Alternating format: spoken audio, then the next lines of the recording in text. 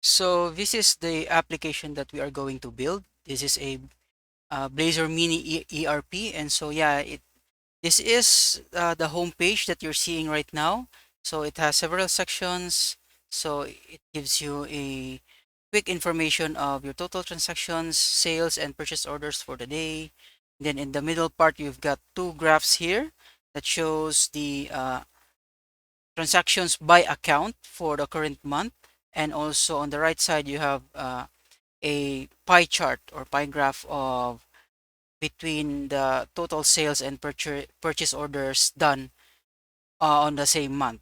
Okay, and then at the bottom part, you have this three different tables that shows you the recent transactions, invoices, and purchase orders. And so on the left side, you also have your navigation menus for the different actions that you can do on these applications.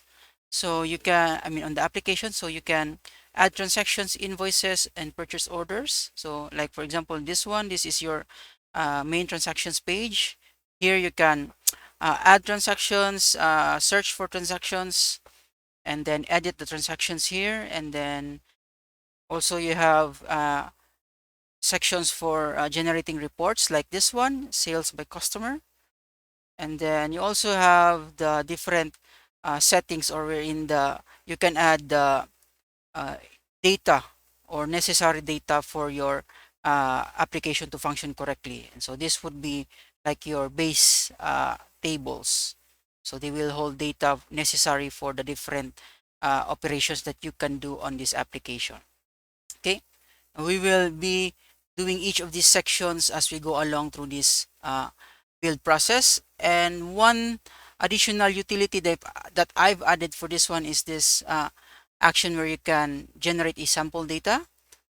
And so what that thing does is that it generates sample data, or yeah, what depending on the uh, date range. Okay, so it can generate from about 50 to 20 or 100, or depending on your settings, but you can check the code here. But we will also be visiting this one as we go along the way.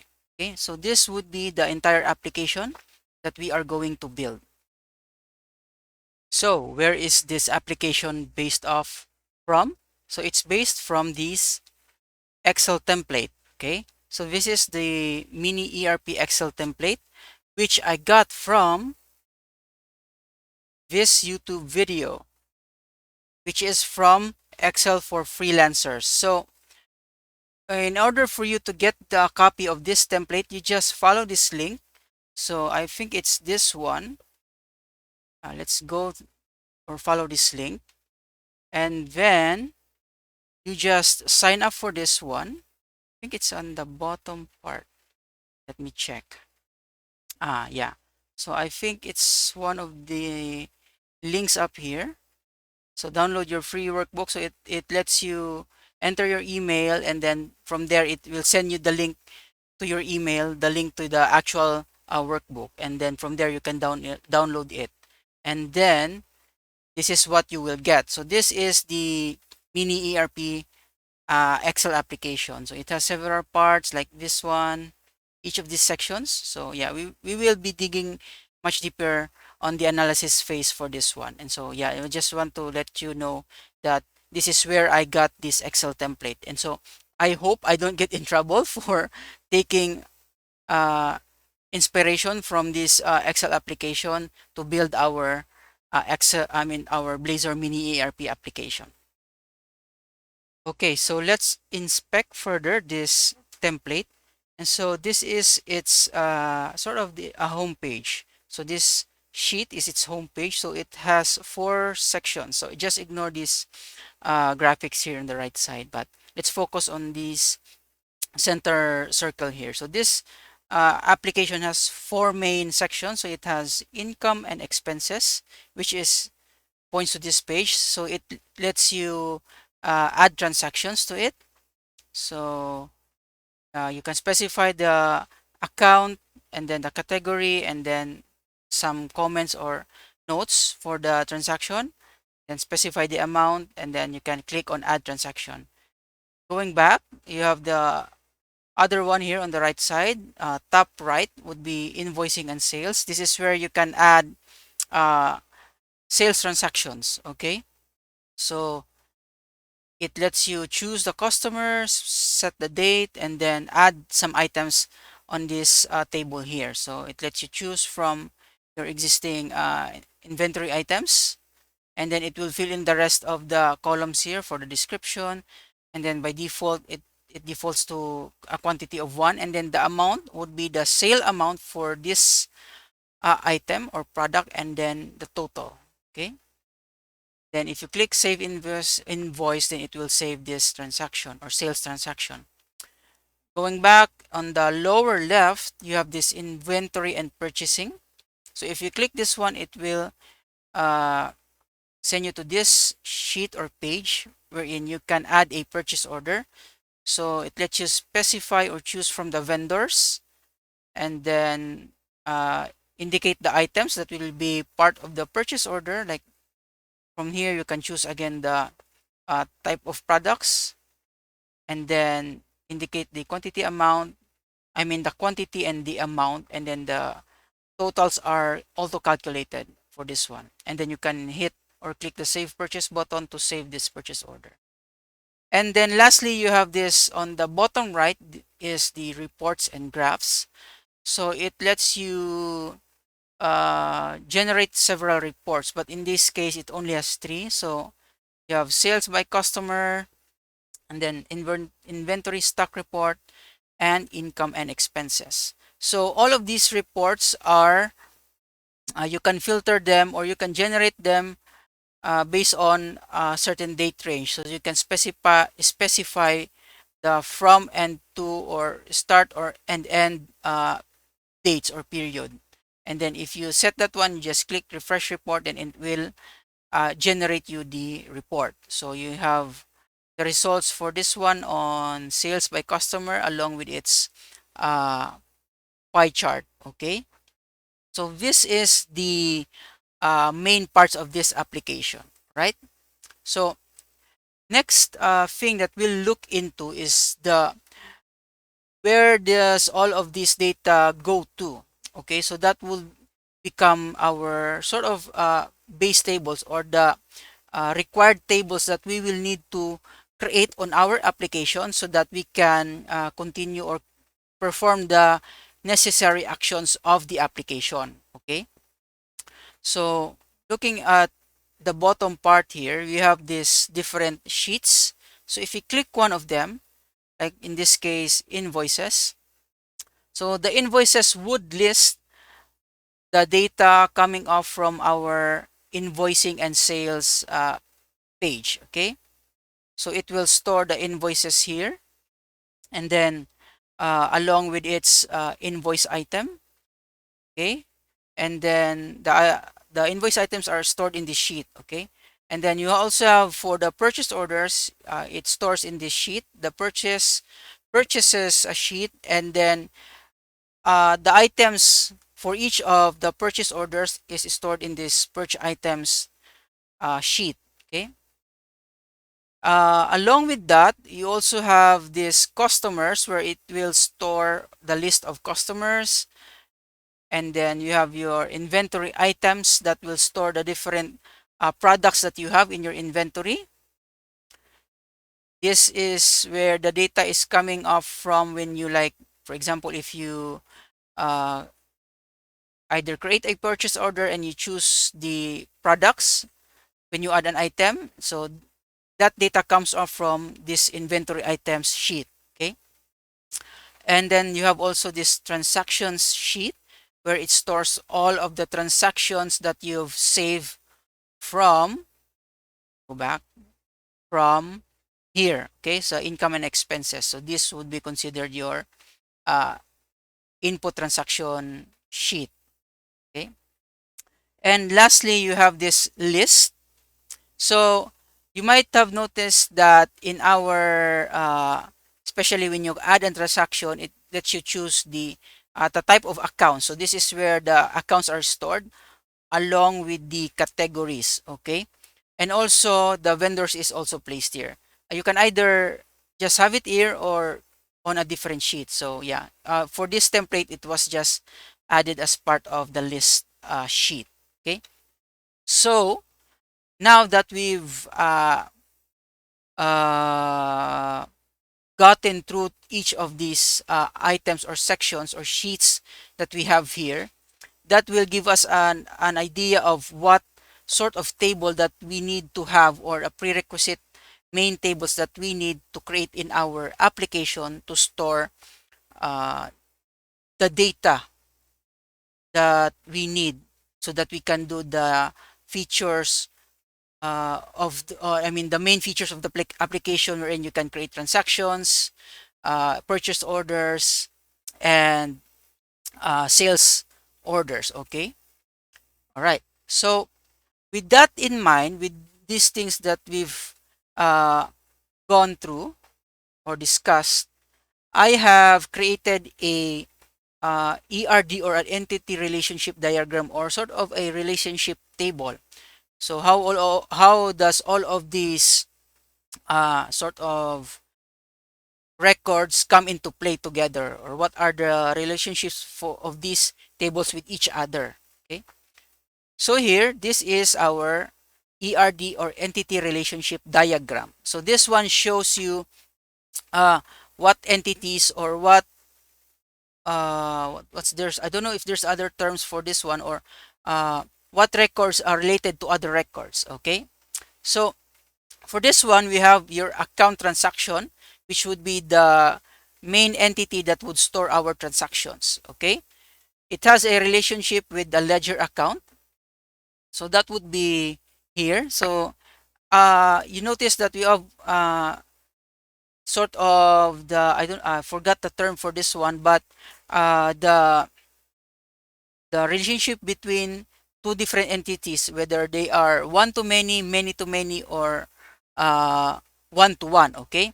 So in this case, we have the symbol, the single lines here for each. So an account, this means that for an account transaction, it has one ledger account, okay, attached to it. And aside from that, an account transaction also has one transaction category type. Okay. So transaction category is, this would be our equivalent to this categories list here. So I've just renamed some portions of it so that it would make it more ideal. All right. So that would be the, this would be for the uh, uh, uh, capturing the account transaction. Okay. The next part would be capturing or recording the invoices, or sales invoice. So we have here our invoice, which means sales. So an invoice, one invoice has one customer attached to it. All right. So you cannot create an invoice without having, or without setting its customer. Okay. So that's why you have one invoice to one customer. And then from there, you have, since an invoice has multiple items, you have one invoice has many invoice items. Okay. And then our invoice item has one inventory item attached to it, which means that you cannot add, so let's say going back here, you cannot add an invoice item without setting or choosing an inventory item. Okay. So you can never add an empty uh, item on your sales invoice. Okay. And then uh, the other uh, action that we need to capture also is the recording of our purchase orders. So in this case, let's focus our attention here. So we have purchase order. A purchase order has one vendor, which means that you cannot add a purchase order without choosing or selecting your vendor first. And then from there, the items would fall under one purchase order has many purchase order items. Okay. So if we go back here and inventory and purchasing, so you have your purchase order, which means that you need to select the vendor. So which means that when you purchase something, you are indicating it to where you want that these items to being supplied, okay, to you, right? So again, the purchase orders and the invoice or sales invoice items would share the inventory items, because again, this one, selecting an item would point to the same inventory items list. Okay, so yeah, I will add this diagram in the repository once I get everything up on the GitHub repo, so that you have a reference for this one. So this now is our entire relationship diagram for our application.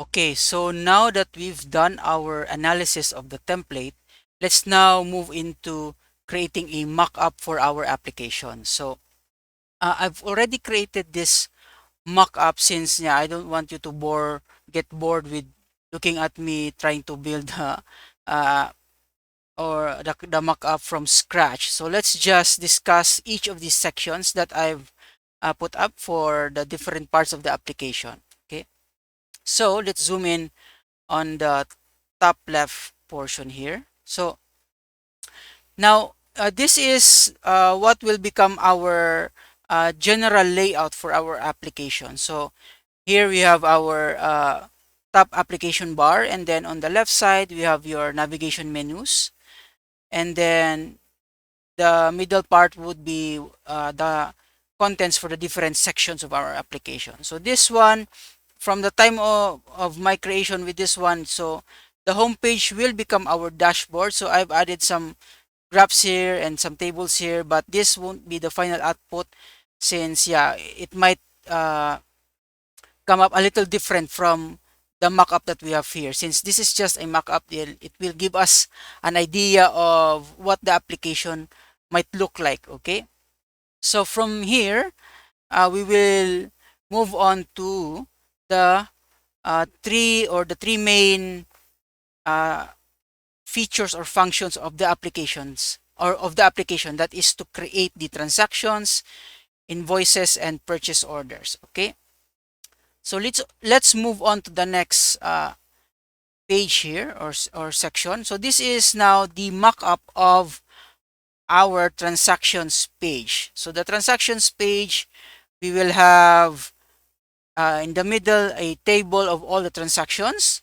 This is sorted with the latest transactions on the first rows. Okay, and with this table, you can page through the different data for the table, or the different transactions. So you can page through page 1, page 2, and then, or including setting the number or the size of the rows that is being shown on the table. And then as part of that, also in this section, the top part, you have the different functions that you can do with this table. So you can search for transactions depending on the type, or the category, or the date that the transactions were added. And then you can also add a new transaction from here. Okay, so we have this new button that lets you add a transaction. Moving on, this is where when you click the new transaction, I mean the new button, it will open up a dialog box that lets you save or create a new transaction. So for this one, the transactions are being done in a dialog page or modal window. Okay, so it lets you specify the different fields and then click or save or cancel the new transaction. It will also yeah, so for the transactions, there's no option to edit the transactions. You can only save the transaction. Okay, since I think we are trying to make the transactions like in the accounting world, where you can only add transactions but you cannot modify them. If you want to change them, then you can create a new transaction that sort of overrides. I don't know what's the term with that one. So it's on a it's from the accounting world, so please bear with me on that. I have little knowledge with the accounting stuff. So there. And then another function would be if you want to delete a transaction, then it shows you a confirmation box or dialog that lets you confirm if you want to delete a transaction by either OK or cancel, right? So next up is the invoices. Okay, so with the invoices, again, showing you the general pattern for these kinds of UIs. So you have your table here that shows you all the invoices ordered by the latest invoice added or created, and then you can have filtering of the data. So again, you can filter by invoice number, by customer, or by the date of the invoice. And then you have your pagination controls where you can page through the uh, records. You can also indicate the size of the page. And then again, we have our button that lets you add a invoice. Okay. And then when you click on the new button, it will send you to the new invoice page that allows you to create or save a new invoice. So with this one, uh, this would also be the same pattern for the purchase order. So this would be the sort of like same UI that will be followed for the purchase orders. Okay. So additional detail when you add an item. So in this case, if you want to add an item, then it will let you add via the uh, dialog box again. So adding and editing of the items would be by a dialog box, right? And so you have the required fields that are indicated by this red label here. Okay. Okay. So now we've gone through the mock-up for the invoices along with the purchase orders, and then next would be the settings. So the settings would be where we restore our base tables or base records. So these records are necessary for our transactions, invoices, and purchase orders to function correctly. So they will also follow the same pattern. So from this one, we have the income and expense accounts. So it will just list the uh, accounts. And then if you click new, then it will allow you to add via dialog box again. Okay. So although I have not indicated here, but yeah, that will be the UI pattern for this one, a dialog box for the creation of accounts. This one would be for the customers. So with the customers, it will also share with the same UI pattern for the vendors. Okay, so you have your list of customers or vendors here, and then you can filter them by name or email.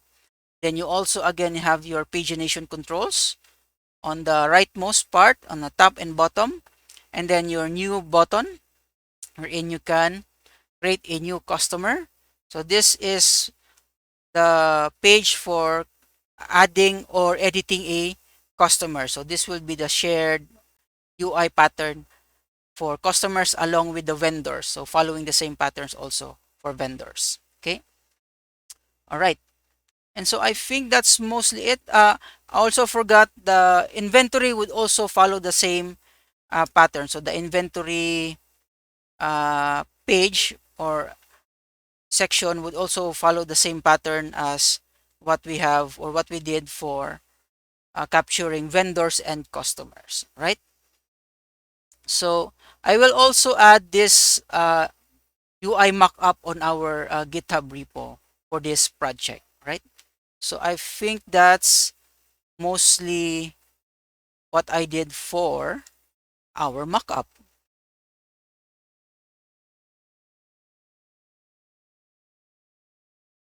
So I also forgot to mention about the reports section. So with the reports section, we will just uh, do it a bit later after we start our actual build process or coding of the application. So with the reports, it will just be as simple as like the one on the settings menu.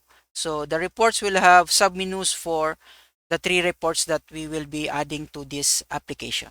Okay.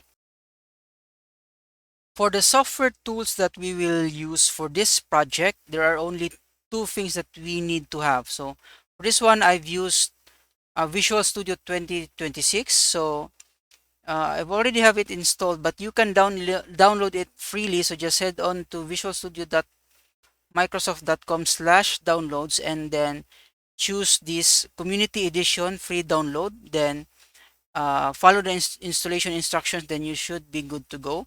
And the other one would be the DB browser for SQLite. So for this one, you can go to this site, sqlitebrowser.org, and then head on to download and then download the ideal installer depending on your system that you have. Okay, so mine would be Windows, so I choose I think this would be the standard installer for Windows 64-bit Windows. So since I have a Windows 11, okay, so that's the only thing that we need for this project, and then we should be able to follow along for this one.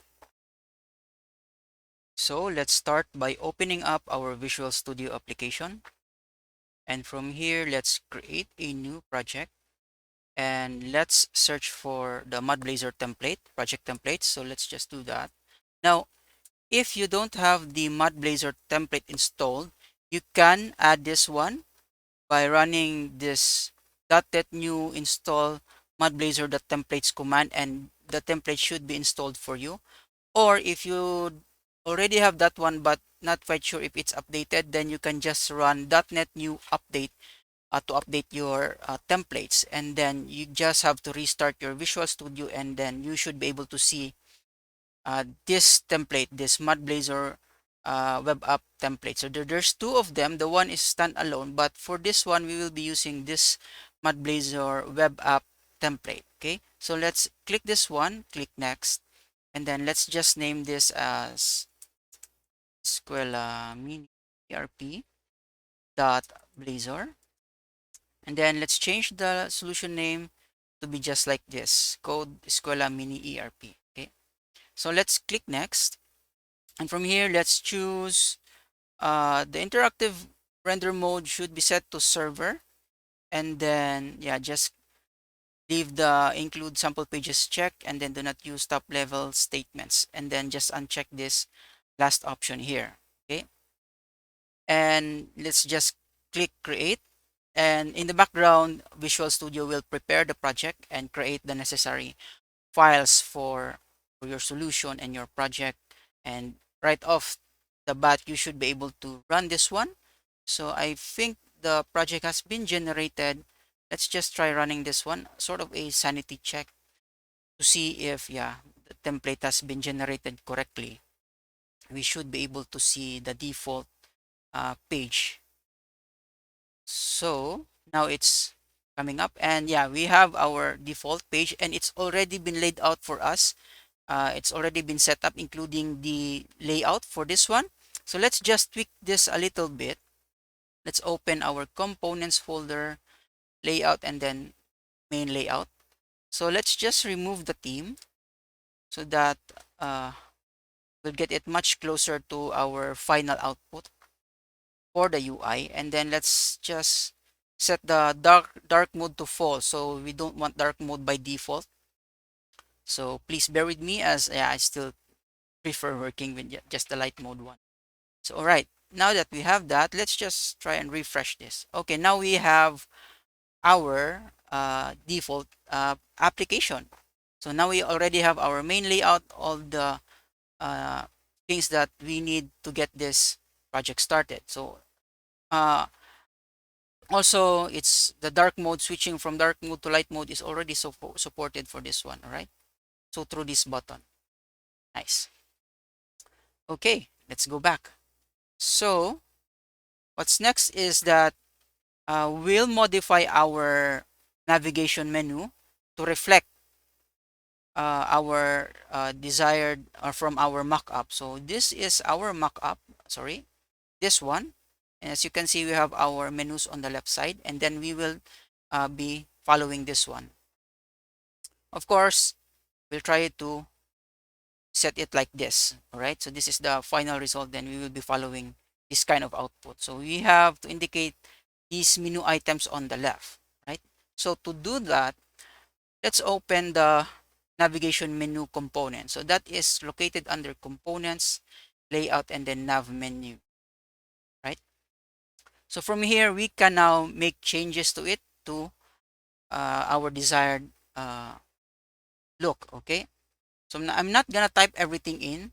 So let's just, uh, I'm gonna be lazy for this one. So I'll just have all my prepared code here so you don't get bored looking at me typing all this stuff. So, right. And then I'll just explain what I did here. So basically we just set up the different links for the different sections of our application. Now we have used different mod Blazor components here, mainly the mod nav menu.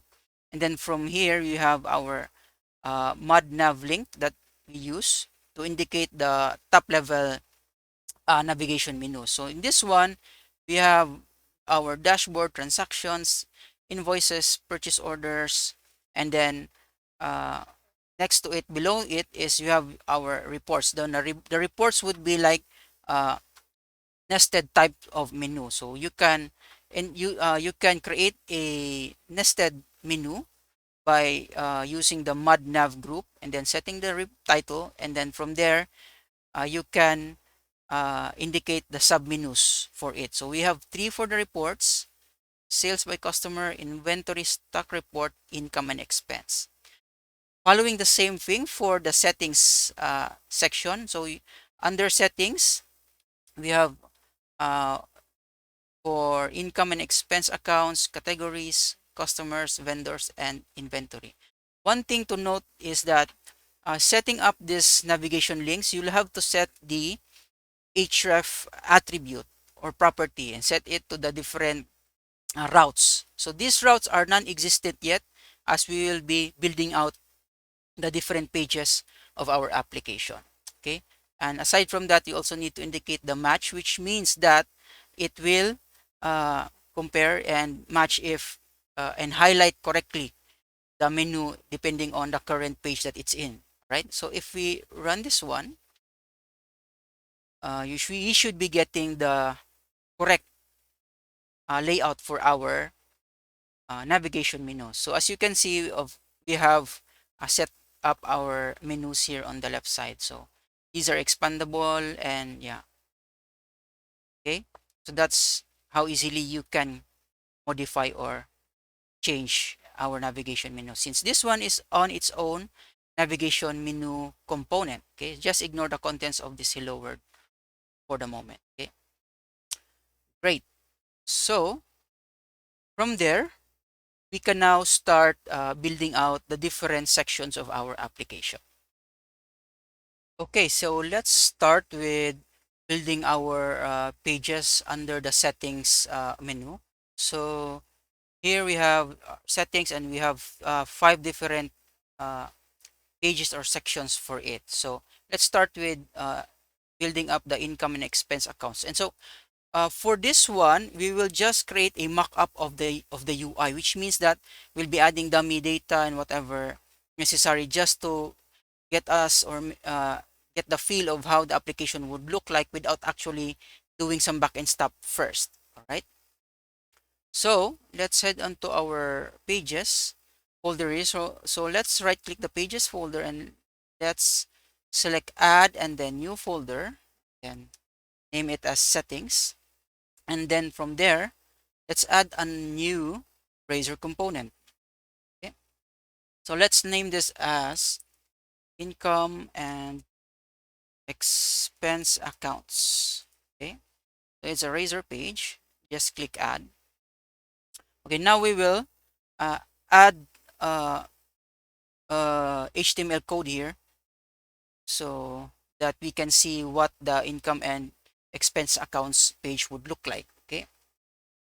So let me just, first we'll have to set up the route for this one. So first thing that you need to do is set the route by using the at page and then indicating the route that you will use.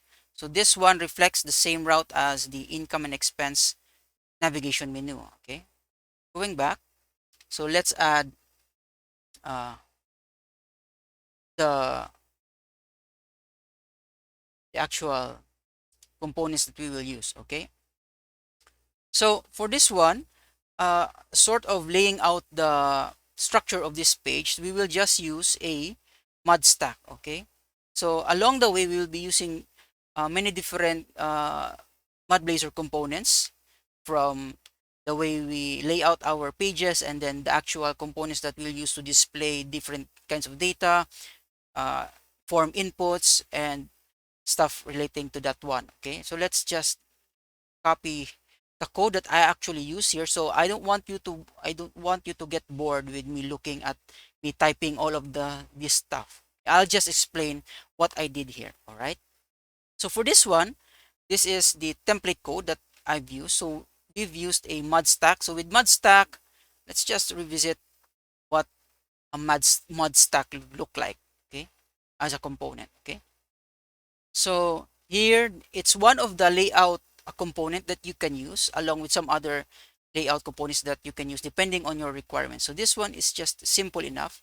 So I stack of the different components within your page. So this is the stack, and this is how you use the mud stack component, wherein you can lay out the different components within it, either in this default form, wherein the components are stacked horizontally, or you can also do this row style, wherein uh, the items or the components inside the mud stack are being laid out in sort of a column type, or yeah, or a row in this case. So like this one. Okay, so there are still so many things that you can do with the stack component, but let's just continue with this one. So within the mud stack, I've used a mud paper so that we can have, or to separate the the different top controls. Let's say, so here you see in our looking back at our mockup, we have like around two main sections. So the top one would be our uh, actions, the different actions that you can do on the on the component, or the page, and then the different filters that you can use to filter out the data, and then along with our pagination controls on the right edge. So that would be the top and the bottom one. Okay, so going back, so we've used a toolbar. So from here, this is the toolbar. From our mockup, this is the toolbar section. Okay, the top one. And then from there, we will indicate the name or the title of the page. So in this case, we use the mud text to indicate title, and then add a divider, and then the bottom that allows you to create a new income and expense account. Okay. Now the bottom part is, we've used a mud simple table. So a mud simple table is a mud Blazor control that you can use to display tabular data. So it's very simple, much like the default HTML table elements. Okay, so it follows the same way of structuring or laying out data in a tabular form. So the other one, so there's other components that you can use when you want to display tabular data. There's also the mud table ones, when it has much more functionality, but I opted to just use mud simple table. Okay, so with mud simple tables, you can use elements from that you can use from the default table HTML elements. Okay, so we have our head here, wherein you have your table headers and then the table body. Okay, so I've added some dummy data here, dummy rows. So now let's add the missing uh, stuff here. So let's just add some default methods here, so that we don't remove the errors here. So click the add item, right?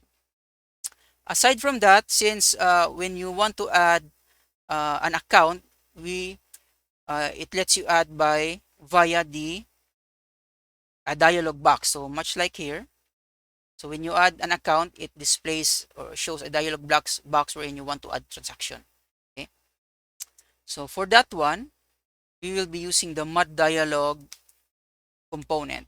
Okay, from the mod dialog component, you can set the title part and then the dialog content itself, wherein you can uh, specify the form for it. So for the moment, we'll just use the a mod grid within a mod stack that shows you the a basic simple selection of the account type that you want to add. So this could this looks so very abstract right now, but let's just run this one so that you can see what the output of this would look like, right? So let's just wait for this a bit that it gets uh, built. Okay, now we have already have this income and expense account. If we just click on this one, it should load our uh, accounts page. All right, so now as you can see, it's much more easier to understand that this is the look of our expense and accounts page. So this buttons here doesn't function anything yet. So if you click the new, then yeah, it will show you the dialog box, then let you enter the account name and then select type. These are just dummy. We are yet to uh, add functionality connecting it to the backend that actually does the uh, main logic of saving data from this point forward. Okay, so you can also edit if you want to, then delete, right? We will add that function again. So this is just to give us an idea of what our page looks like. Everything is just a mock UI, right? Okay, now that's done. Let's move on to the next section.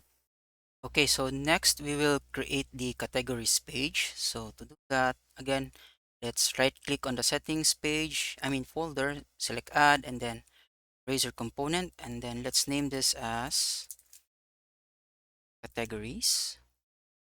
Click add, and now from here, we'll need to indicate the route for this one, which is at page slash categories. Okay, now let's add the template.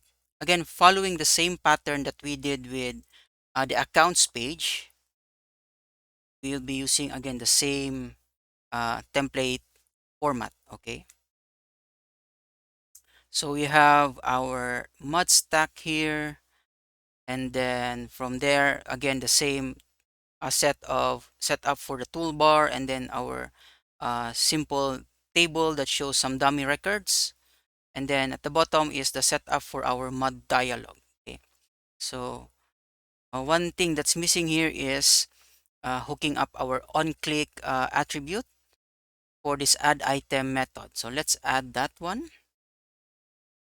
So for now, it will be just a simple method placeholder. So the way you hook up the mud button would be to set the on-click property into a method, which in this case you have to define within your add code section. Okay, so now you have our add item here. So you might have also noticed that there are the other uh, methods that are attached. So this one you have edit item and then save item.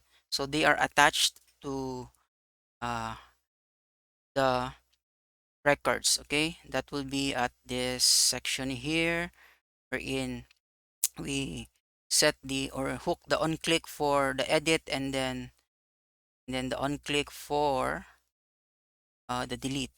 Okay, this one we have not specified it here, but you can just as easily add it by doing at on click and then set it as the method, which is delete item. But for now, let's just leave it at empty for now. Okay, so uh, again, we try to make this UI as simple as possible, since categories doesn't have that much uh, data in it that you need to capture. So it's just a basic account name that needs to be recorded or saved. So it has as a simple single field for now.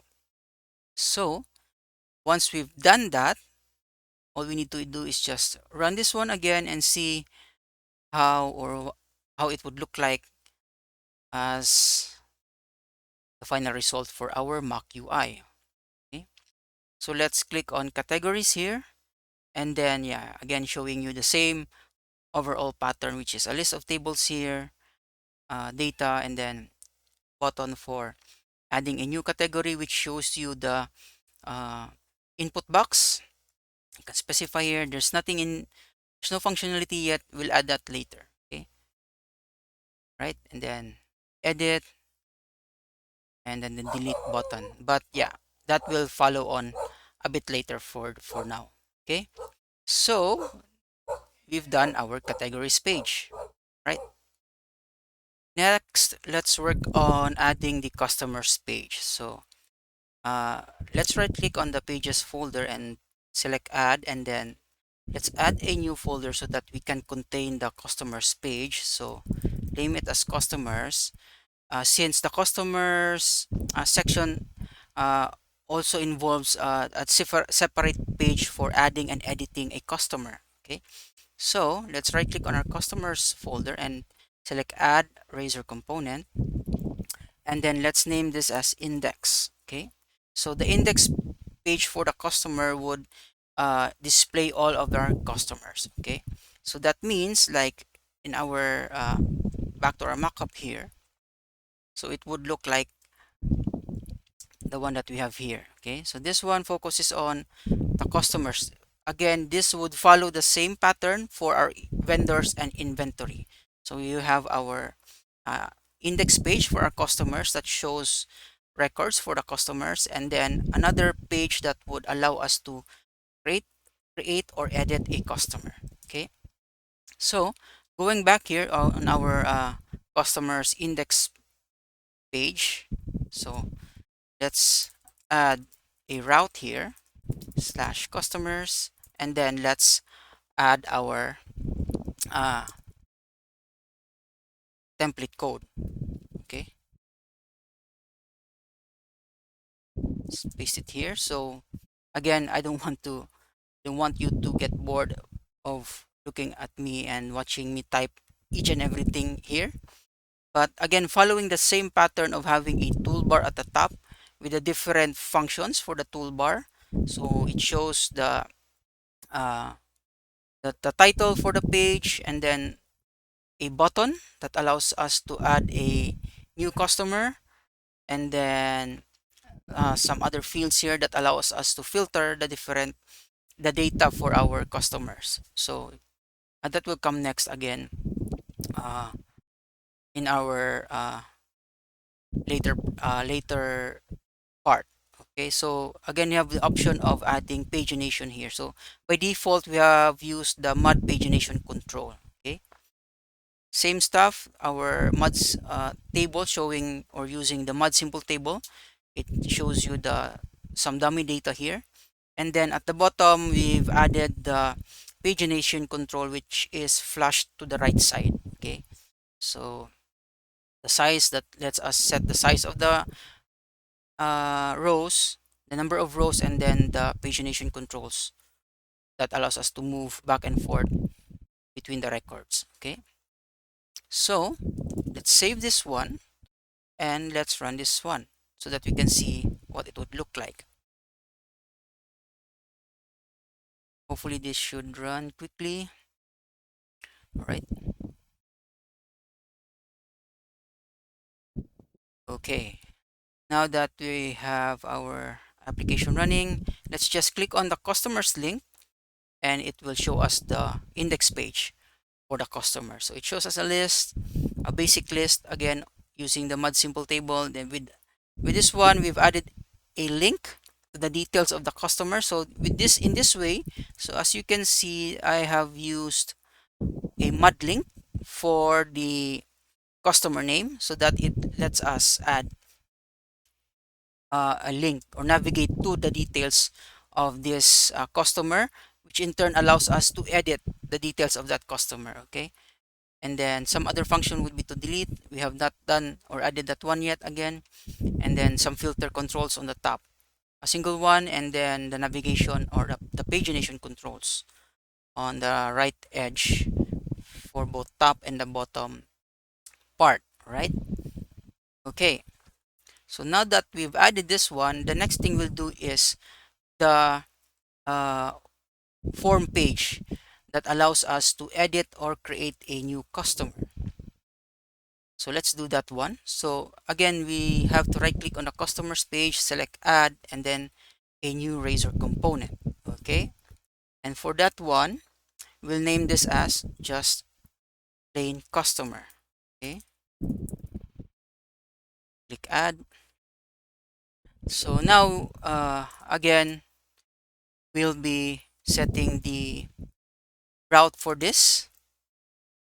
So for now, since we don't have yet a actual data, so the pattern would be, for the route would be customers slash the ID of the customer. In this case, we have hard coded it into a value of 1. But later on, if you have already data, and then we'll start to add uh, dynamic data for this one, it will now be received as like that, a parameter to the route. Okay, but for now, let's just stick with setting it as fixed into one, uh, number 1 as the ID.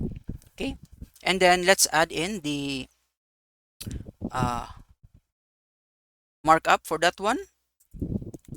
Okay, so again, using mud stack with a combination of mud paper to separate things out from your layout.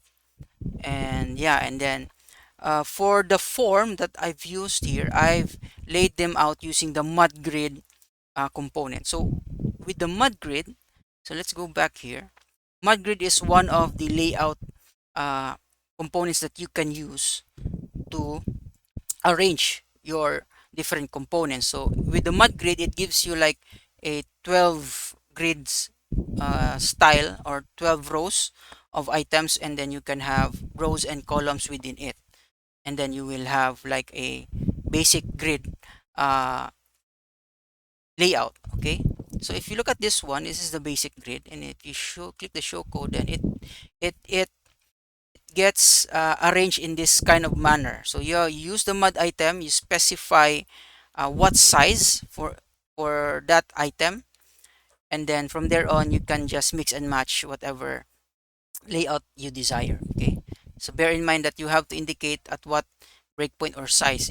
If it's the screen, I think, is small, extra small, or the, I think that would be like on a smaller resolution or size screens, then you can set it as full width, or full uh, row, or cover the entire 12 columns. And then some other parts, if you can specify extra small, the different sizes I think would be small, extra small, medium, and large. Okay, so that's for the mud grid, and then that's what I've used here to set up our uh, form. So now, if you run this again and see what it would look like, so we have our index page would have just dummy links to it. So going back to the customers page, so if you hover over this link, so you can see that on the bottom right part, it just points to customer slash one. And then if you click on that one, then it will send you to the details of that customer, which is by it defaults into a form, which means you can edit data here and then click on save if you want to update the changes for this customer. Okay, you have our save button here that doesn't exist. The function doesn't exist yet, but yeah, you can go back, navigate back to the customers list, and then you are presented back to the index page. Again, almost the same function as this one, but the new would have to be a different kind of route pattern. But in this case, if you click new, you should be uh, presented with the new customers page. It still points to the same customer.razor component page. Okay, so with that in mind, uh, we will follow the same pattern for the vendors and the inventory. Okay, so none of this exists yet, but again, we will also follow the same pattern of creating the index page and then the detail page for that one. So uh, we will do that after this we have completed the customers page. Okay, Okay, so let's skip the boring part and look at what I did for the vendors and then the inventory uh, sections of our application. Okay, so for the vendors, following the same uh, process that we did with the customers, we've also added a new folder here, which is named vendors, wherein we've added the index razor component, which will become the index page or the page where it shows the uh, table of records for our vendors, and then your vendor razor page or component that allows us to add and edit our vendors. Okay, and so another one that I've also added is the inventory razor component page, wherein it's a single page. I didn't follow the thing that we did for vendors and customers, but it follows much like the one that we did for income and expense. Okay, so uh, I think okay, so yeah, all right. So what happened now is I think we have a bit of a uh, disorganized. So we need to move the customers folder under settings, including the vendors. Okay, so let's do that now. Let's just drag the customers folder and put it under settings. Just approve, agree to that, and then including the vendors. Okay, under the settings. Okay, and then let's also move the income expense. I think it's already under settings, and then the inventory should also be under the settings. All right, okay. So let's go back to the vendors page. So the vendors, you have the vendors index page, again, following the same structure as the one that we did on customers index page, and the vendor uh, page wherein it allows us to uh, create or edit a vendor. Okay. Apart from that, the other one is, or the remaining one would be the inventory page. So inventory, much like the accounts page, it's just a single page that allows you to do all of the editing, creation, deleting of inventory item records. Okay, so let's run this to see the final result for this one. Okay, so let's expand this a bit.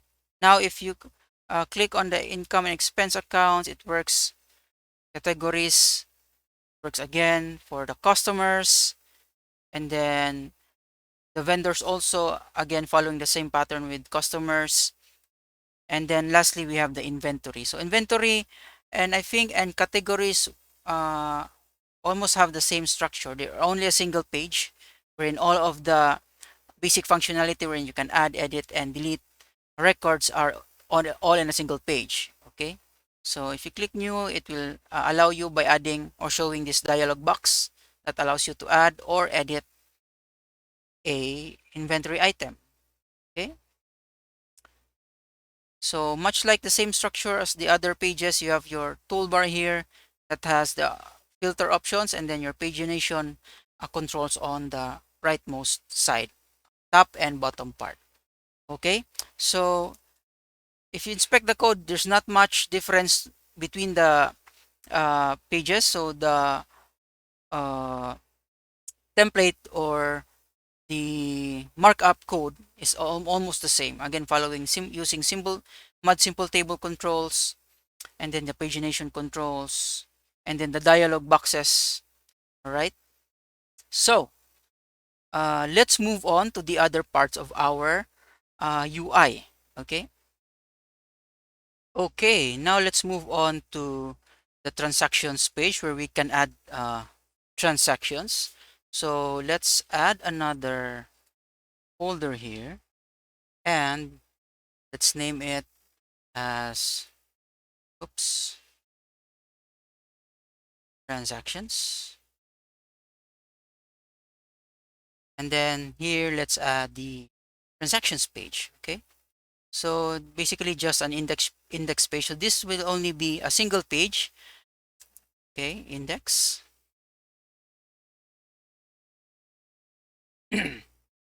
Dot razor. Okay, add that one. So I've decided to add it under the transactions folder because we might never know if we could be adding more pages to it. So it's better to have it organized in this way. Okay. Now that we have that, let's just skip to the boring part. Let me just copy the code and we'll discuss. All right. Okay. Let me do that again. Move that one and replace it with this. Okay. So with the transactions page, it's only a single page wherein you can add transactions. So keep in mind that we can only add transactions. And so you might be wondering if, yeah, we need some other functionality for it. Uh, the other option or function would be allow deletion of a transaction. So I don't know if it's if I've interpreted this correctly when it comes to accounting transactions, that yeah, if you are able to delete a transaction, or there's some other way to do that. But yeah, this one is very simplified. You can only add transactions, or probably also edit that one, but you cannot I mean, you cannot edit it, but you can delete one transactions. Okay, so please correct me if I'm wrong, if yeah, if that's what I've believe is correct for this one. But yeah, please let me know in the comments if yeah, that is incorrect. Okay, so again, you have your basic structure of having a toolbar at the top with different options of allowing us to add a new transaction via the mod button, and then some filter options that allow us to filter the different transactions based on transaction type, and then the category, and including or also by transaction date. Okay, so the transactions are also being shown via using the mod simple table, again with dummy data here. All right, so adding of the transactions is via the dialog box using the mod dialog. Okay, this pattern of UI will uh, keep repeating itself along the different pages, so just as to keep it as simple as possible. Okay, and then ignore these place order methods for the moment. Okay, there's not much logic for this one. Okay, so let's run this one so that we can see what the transactions page looks like. I forget to mention that yeah, the route for this is slash transactions. So if you want your components uh, to be routable, then you need to indicate this at page directive. All right, let's expand this one, and we can click on this transactions, then it should load our transactions page. And then yeah, again, same, following the same basic structure. New via the a dialog box. Okay, and then yeah, I think that's it. The delete function would be uh, just shown, or confirmation. All right, and then you have three filter options, and then your pagination controls, top and bottom. Okay, now let's move on to the two remaining sections for now. We'll skip the reports page because we will do that later, once we get everything done for the different parts. I mean the main different main functions of the application.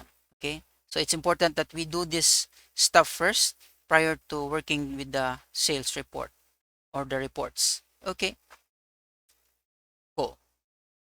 Okay, moving fast forward to the other pages that we need to do. So I've added two different additional folders for our invoices and purchase orders. So first off, let's inspect invoices. So invoices again has two page components. So you have index, wherein you display all the invoices, and then your invoice raiser page, wherein you can uh, add, create, or edit an invoice. Okay, same thing that I did for purchase orders. So there's another purchase orders folder here with two Blazor pages. So you have index page wherein again listing all of your purchase orders, and the other one would be the purchase order Blazor page that shows or allows you to create or edit a purchase order, right? So uh, let us run this again to see if uh, what we're expecting it to be as a result.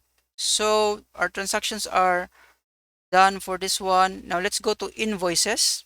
You click invoices, then we are uh, being directed to this invoices page. So this is your index razor under the invoices folder, all right? And so again, basic structure of the toolbar for the top, and then your simple table here, and then you can create new. Okay, so we might need to modify this route a bit. So let's go back to our navigation menu. Okay, and let's check if our invoices are correct. So we are with invoices. Okay, so for the invoice index page, when we create, okay, so it should be, instead of sales slash invoice, it should be invoices slash one. Let's just pretend that that's the route for creating a new uh, invoice. Okay, let's refresh. Okay, let's click, and then we are pointed back to the invoice details page. Now this is the page wherein you can create or modify your invoice. So you'll have to select your customer and then set the date, and then you can add items here. All right. So adding items would be via a dialog box. Okay. So this is the option or the way you can add an item, like the plus button here. A dialog box would show you to allow you to choose the item, whatever description it has. You can also modify the quantity and the amount, right? We'll add the functions later. Okay. So going back, we also need to fix the invoice back button. So the invoice would point back to invoices, right? So let's check that again. Back, and then we should be back to the invoices page. Okay, let's go to the purchase orders. Again, we need to modify the navigation menu for that. So we need to replace this with purchase orders, just to keep it simple. Okay, and then looking at the index page for the purchase orders, much like the one that we have on the invoices. And then the purchase order uh, detail page should be functioning much the same as the one we did for invoices. So this we have to replace the back button. It should point to purchase orders. Okay, cool. Now let's try that again. So we are on the purchase orders page. If you click new, okay, we still need to modify the one on the new button. So it should be purchase orders slash one. So let's hard code it for the moment. Okay, let's check that again. If you click on the new, then we should be pointing to the correct purchase orders order page, right? Again, same structure as the one on the invoices. Okay, so now I think we have completed the initial UI for our application. So now you have your pages for the transactions, invoices, purchase orders. Let's skip the reports for now, and then your pages for your settings, the accounts, categories, customers, vendors, and inventory. Okay, so now that we have our initial UI uh, being laid out right now, the next thing to do is add the backend code for this one, wherein we will actually have the function of adding, creating, editing, or deleting, or including querying of the data by the different filters that we have depending on what type of uh, page we are on. Okay, so let's close this one and move on to working on the backend, right? So for our backend, we will start uh, by following the clean architecture concept. So what is clean architecture? So quickly, let's visit this page by Uncle Bob.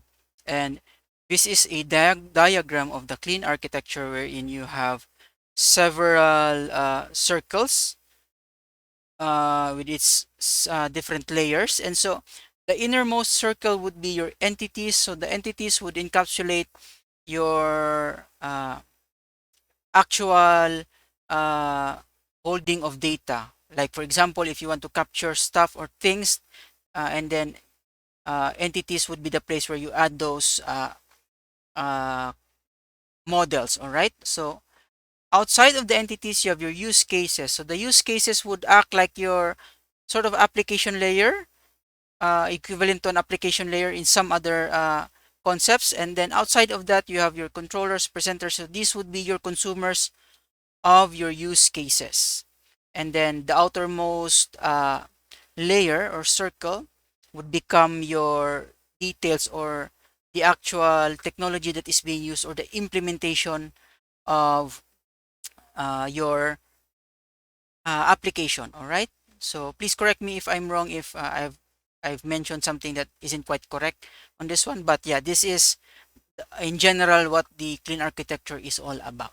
Okay, separation of the different layers or functions of your system. Okay, and so with that in mind, we can start by creating our entities. Okay, and so for us to do that, following our entity relationship diagram here that we've created before, so we will be adding the five primary or initial entities that we need so that later on we can create or create the important functions or features of our application. So you have that would be the ledger account, transaction category, your customer, vendor, and inventory item. So these are the five entities, core entities that we will need to add to our application. So following the clean architecture concept, so uh, we will have this structure. So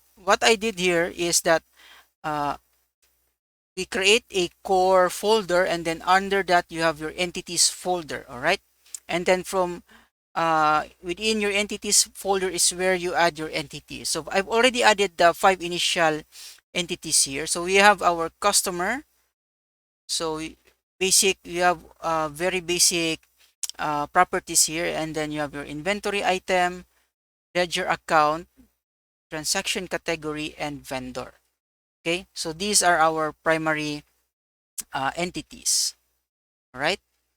Okay, so now let's continue. So you might have noticed that all of these entities, they have this same property that is named ID. So if you inspect customer, inventory item, you also have ID, ledger account ID, transaction category, it has also ID, and vendor also has ID. Now, ID would act as your primary key when it comes to the relational uh, database concepts. And so primary key would be the main identifier for each entity or object in your database. Okay.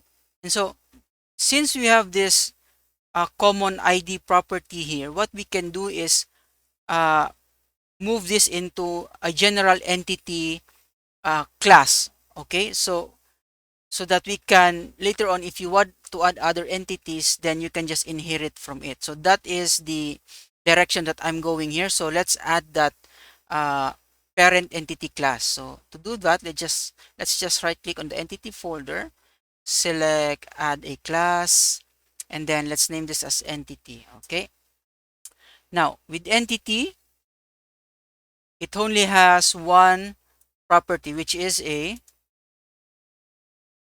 ID. Okay, now entity would need to be a generic one, so it would accept the data type, what data type you want to set for your ID. So in this case, we will passing it as a generic type. So all right, so because it could be that the database that you're using, you might not use only integer type, or you can also use GUID or some other data types. So let's just set this as a generic one. Okay, now now that we've done that, we'll need to inherit our entities from that entity uh, class. Okay, so what we can do now here is set our entity to inherit, I mean our customer entity to inherit from our parent entity class. Now we have to specify the data type of our uh, ID. Okay, so simple as that. And now we can just do the same for the other entities. Okay, so in everything, or every entity should inherit from the parent entity class. Okay, ledger account, then transaction category, okay, and vendor. Right, so this will be the extent of this class. So we'll have a parent that you can set your uh, ID type, data type for your ID. Okay, so now that we have that, let's just make some adjustments for each of the entities that we have here. So for the customer, you can see that we have this type. So this type ideally would be something in the form of either a customer, prospect, or lead. So we will set this as an enum type instead of just an int type. So what do I mean by that? So if you look at the original Excel template and look at the customer has this ano uh, customer type would be ideally should be, it's probably here. So the customer type would be either customer, prospect, or lead. So I don't know if I have missed something here. This is the original. Okay, so I have forgotten to just scroll to the left side so that I can see the type column. So this is what I'm referring to. So that this type column has different indications. So you have your customer, prospect, and lead. And so I decided to capture this one as an enumerable type. So with that, what we will do now is uh, capture that one as an enumerable. Okay, so how do we do that?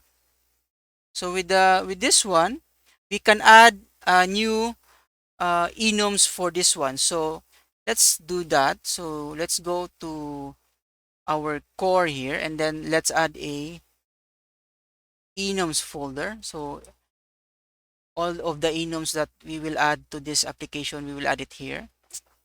Let's just name this as customer type. Okay, and now with the customer type, it should be an enum, right? And then we have 3 items, customer.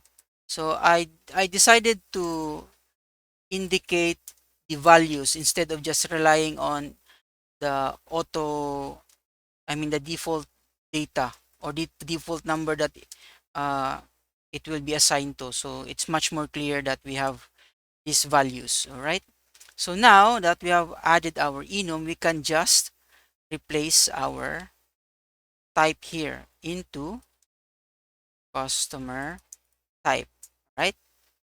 Okay, so now that we have that, our customer is, I think, would be set up correctly now. Okay, so let's look at the other entities. Ledger account. So with ledger account, we also need to capture the type.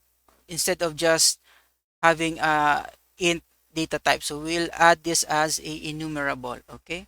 So what do I mean by that? So with the ledger account type, it has two types, either income or expense. Now going back to the Excel template, and I think it's under this list. Okay.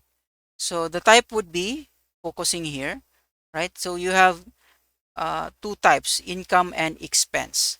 So we will capture that as an enumerable type. Okay.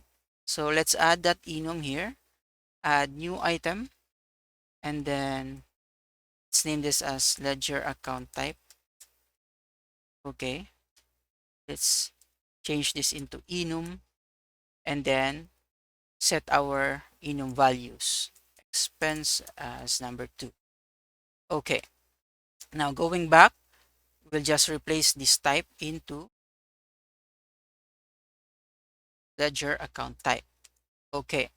Now that's good for the ledger account. Let's look at other entities that we need to make adjustments. So let's look at customer. Customer, we already did that one. Vendor. So with vendor, no need for adjustments.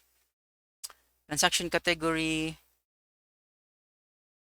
Transaction category. No need for adjustment. Ledger account. Inventory item. No need for adjustment also. Okay. One thing that we've also forgot is we need to remove this one. Okay. Since it's already being inherited from our uh, parent class. Okay. Let's remove all of the IDs from these entities.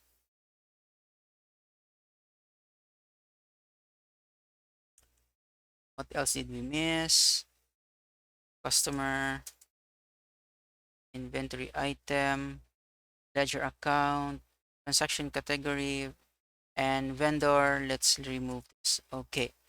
Okay, now that we have our entities, initial entities set up, next thing we'll do is uh, we'll be using the repository pattern to make use of these entities.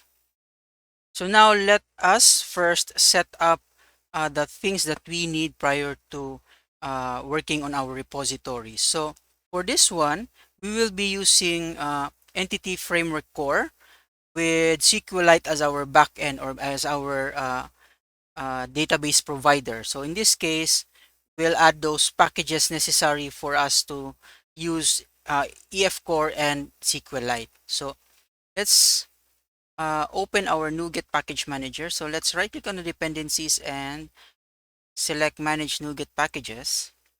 And from here, let's go to the browse tab and search for, like, you can just search for entity framework. Okay. So from the results, what we need is Microsoft.entity framework core.sqlite. Okay. It's taking a bit longer than usual. So let's add core. Hopefully it should be able to find the packages that we need from NuGet.org as our package source. Okay, okay. Let's try this again. Stop, stop. So entity framework core. This shouldn't take long. It's taking a while for my search. Complete. Okay. Finally, now we have the results. So what we're interested here is for SQLite. So you can scroll down and look for Microsoft Entity Framework Core.sqlite. So this is what we'll need for this application. Okay, so let's select this package and then let's see, this is the latest one, and then let's just click on install, right? So this should install the drivers, EF Core drivers for SQLite. So let's click apply, click I accept, and hopefully it should get installed quickly. Okay, so we have our SQLite, and the other one would be entity framework core.tools. Okay, so let's look for that, or we can just narrow down our search by adding that tools. Hopefully, again, this shouldn't take that long for the search. Come up with the results. Let's just wait and wait for a while. So these are the uh, two things that we need. The tools, the entity framework core tools package is what we need when we do the migrations part. So we can run commands that allows us to create, manage our migrations. So migrations would be like the middleman, wherein it translates our uh, entities from EF core into its equivalent SQL equivalent. Okay, so whatever provider is you're using, it will be translated into that form, and then you can execute it against the database. Okay, so I don't know why it's taking so long for my search, but let's try this again. It's probably something wrong with my internet, I don't know. So hopefully this should come up with the results soon. Okay, so finally we have the results that we're looking for, and we are interested in this Microsoft.entity framework core.tools package. And then from here, as you can see, uh, these are the things that you can do when handling or managing your migration. So you can add migrations and then update your database from there. So let's just click on install, right? And click apply, click I accept, then it should install our package. Okay, now those are the two package that we need. So just to confirm, let's click on the packages folder here, and then you have your SQLite and tools. Okay, now next thing we'll do is to add the DB context for this one, a class that inherits from the DB context, so that we can start using EF core against our uh, entity framework, I mean against our entities and our repository. So okay, so going back, the application DB context is an implementation.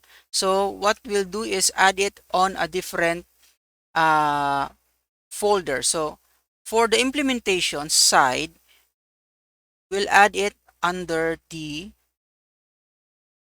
infrastructure folder. Okay, so let's add a new folder here, infrastructure. Okay, and from here, let's add our application DB context. Okay, so let's add a new class. Let's name this as application DB context. Okay, and then let's inherit from DB context. So we will be inheriting from EF core. And then from here, we'll just set up our application DB context. Okay. So first thing is, since we are using SQLite, we need to initialize our path for our database. So let's add that as our DB path. And then in our constructor, let's set that during the constructor phase. Okay. Path that join. So coming up from our environment, so the database would be placed in our case under the data folder. So let's just create, oops, that current directory, and then under the data folder application.db. Okay, so simple as that.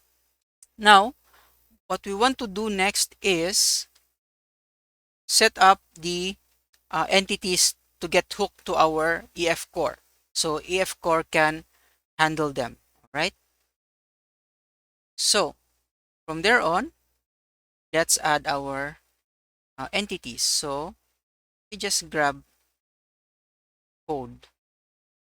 right? So here, then let's add it here.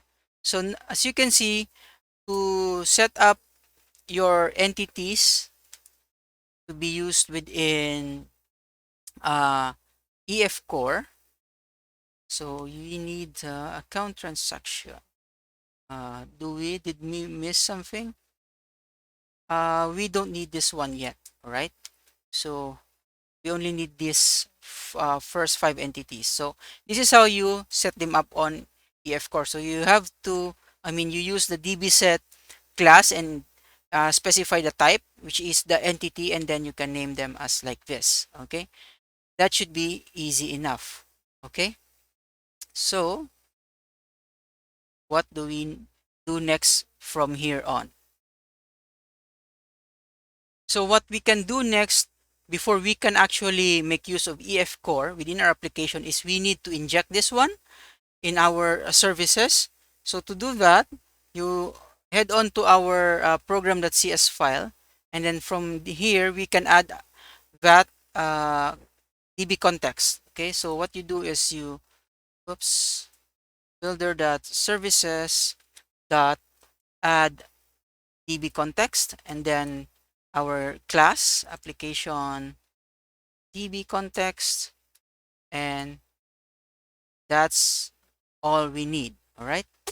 So with this one, it will now inject our application DB context from whatever part of the application we need them. Okay, especially when we want to use uh, it in our repositories. Okay. So now let's start working on our repositories. So let's first work on a transaction category. So we will be creating a repository for that entity.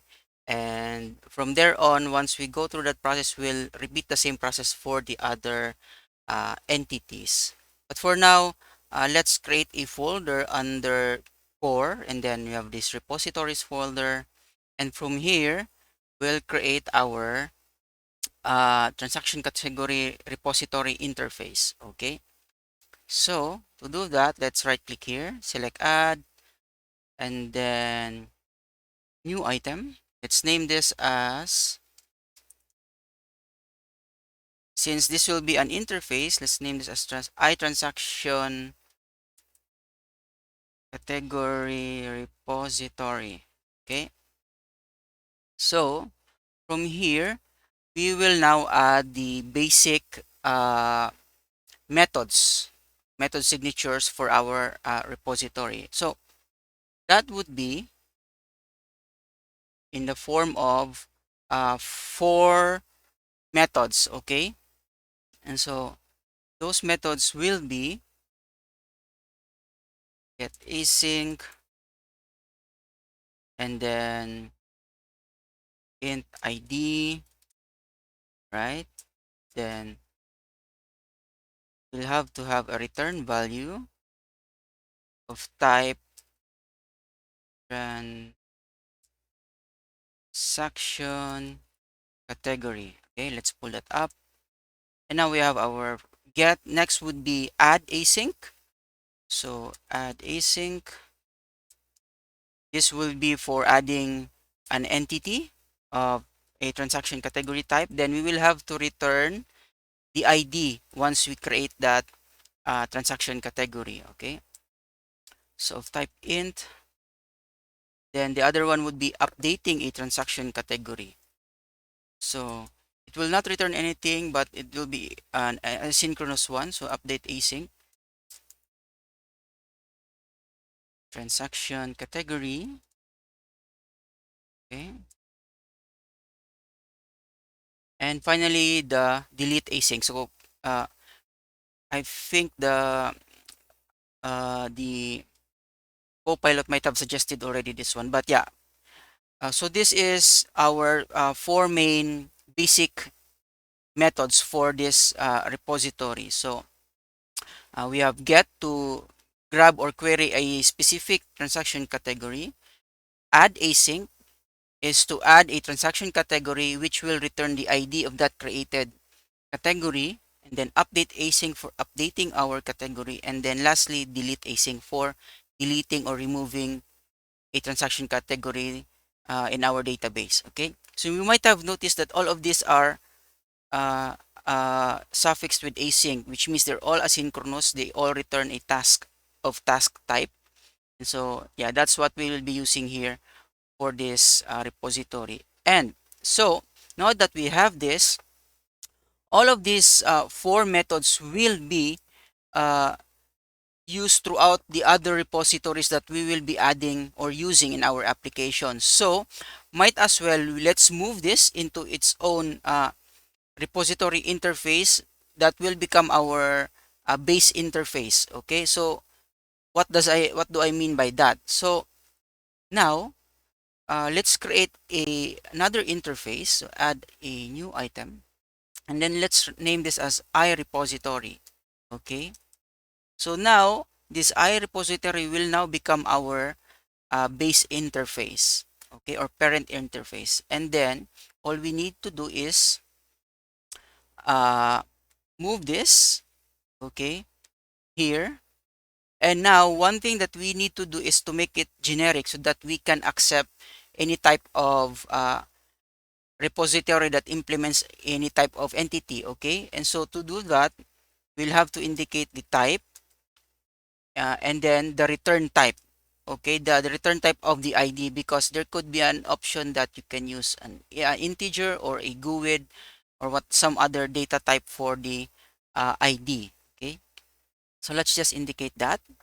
And now we will replace this. Instead of a specific entity, we will now replace it as a of the passed in type. Okay, and then including the ID.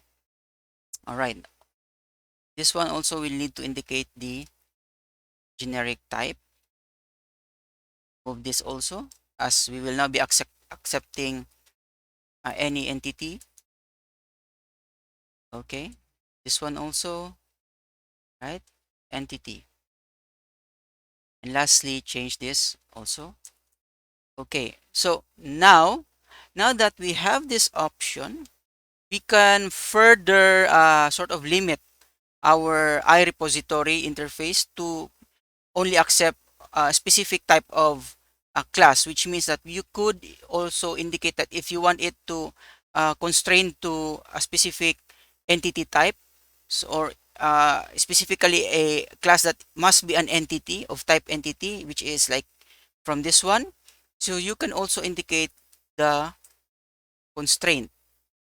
So you can do that here by doing this, where T is of type not specific class but of type entity like that. Okay, you just have to indicate the ID or the return type.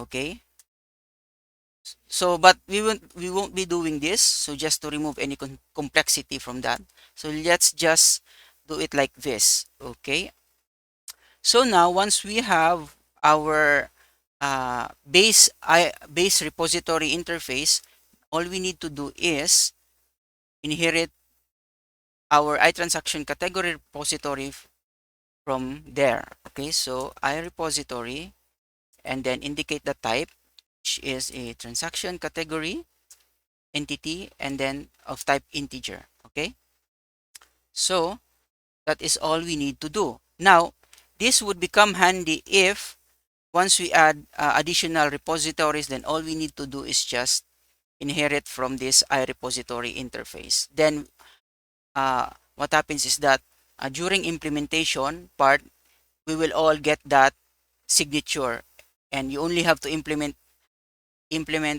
these methods once. All right, so now that we've have that set up, now what we can do next is add the actual implementation of this repository. So what do I mean by that? So now let's head over to our infrastructure folder, where all of the implementations or concrete classes from our interfaces will be implemented. Okay, so let's go back to our infrastructure folder, and let's right click and add a new folder. Let's name this repository so it will sort of mirror the one that we have on our core. Okay, so now here in this repositories folder is where we will place our implementation. Okay, so now first is we will be implementing our base iRepository as a SQLite. Okay, so now to do that, we'll add a new class. Let's name it specifically SQLite repository, indicating that it's an implementation, a SQLite implementation of our iRepository. Okay. Okay. Now that we have this, this also will become in this class will be in generic form. Okay. So what do I mean by that? It will become like this. Okay. So it will accept again a generic type, and then indicating what data type for that ID. And then it would inherit from the iRepository, right? Again, passing in the generic parameters. And from there, where we can indicate that T is of the type would be specifically have to be of type entity. All right. Then passing in the ID. Okay. Now all we need to do is implement the uh, base signatures from our iRepository. Okay.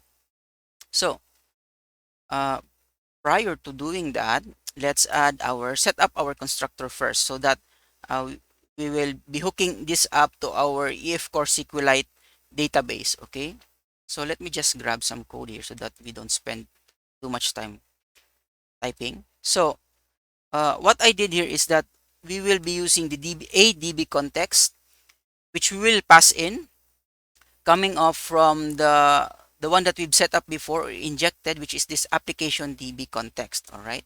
And then from there, we can indicate or pass in the context that we can use inside of this class. Okay. So from here, let's add our methods. All right. Okay, so let's discuss each of this uh, methods. So must have a return type. SQLite, why is it complaining? Must have SQLite repository. Okay. We have some typos here. All right, now that's fixed. Okay, let's go back to our uh, implementation of those four methods. So with the four methods, the get async, we would basically use the find async method of the DB set, okay, to return the entity that we are looking for. Okay, it will become more apparent once we set up our pages to use these methods. Okay, next would be add async. Is you add your entity via this add method for the specific for the DB set, and then from there you just call save changes async, which would uh, create the record or entity on the database. Okay, and then from there we can return the ID, since add async would return the ID that was created when the entity was saved successfully. Okay, next one would be update async. So again, you can just map it to this or pass it to this update method, and then EF Core will do the rest. All you need to do is call save changes async to commit the changes, and then you're all good to go for updating your entity. And lastly, delete async. So delete async, it's like a two-step process. So first, we call find async to find our entity, just to make sure that that entity exists. Okay, now we have inside here our if entity is not equal to null, which means it's present, then that's the time we can remove it by calling the remove method from our DB set. And then to finally commit the deletion of the entity, then we'll just call save changes async, and that should flush out the record in our database. Okay, nice. So what we need to do next is, uh, all we need to do is the implementation for our iTransaction category repository. So that will be much more easier now, since what we can do is create a new item here. So let's name this transaction category repository. Okay. And then all we need to do is inherit from SQLite repository, right? Passing in the concrete type, in this case, transaction category, and then of type int as the ID type. And then, of course, we'll need to inherit also from its parent uh, repository interface. Okay. So now, why do I go for this kind of route? It's because if in the future, or if there's some requirement that you want, or there's a method that you want to create that is specifically specific to this entity that you want to handle in for your code, then you can just add it here. Okay, first you add it in your interface, and then you add the implementation here. Okay, so that means that you segregate or separate implementations of your repository. You don't end up mixing this with some other places. Okay, all we need to do is pass in the required parameters for our constructor. So how we do that? So from here, let's add our constructor. So we will be passing in the application db context, and then pass it to our base. Base would be needed by our SQLite repository. All right, which means it is needed by this. All right, our SQLite repository base implementation. Okay, great. So what's the next thing that we'll need to do is to insert or inject this one in our startup, so that we can use this repository within our application.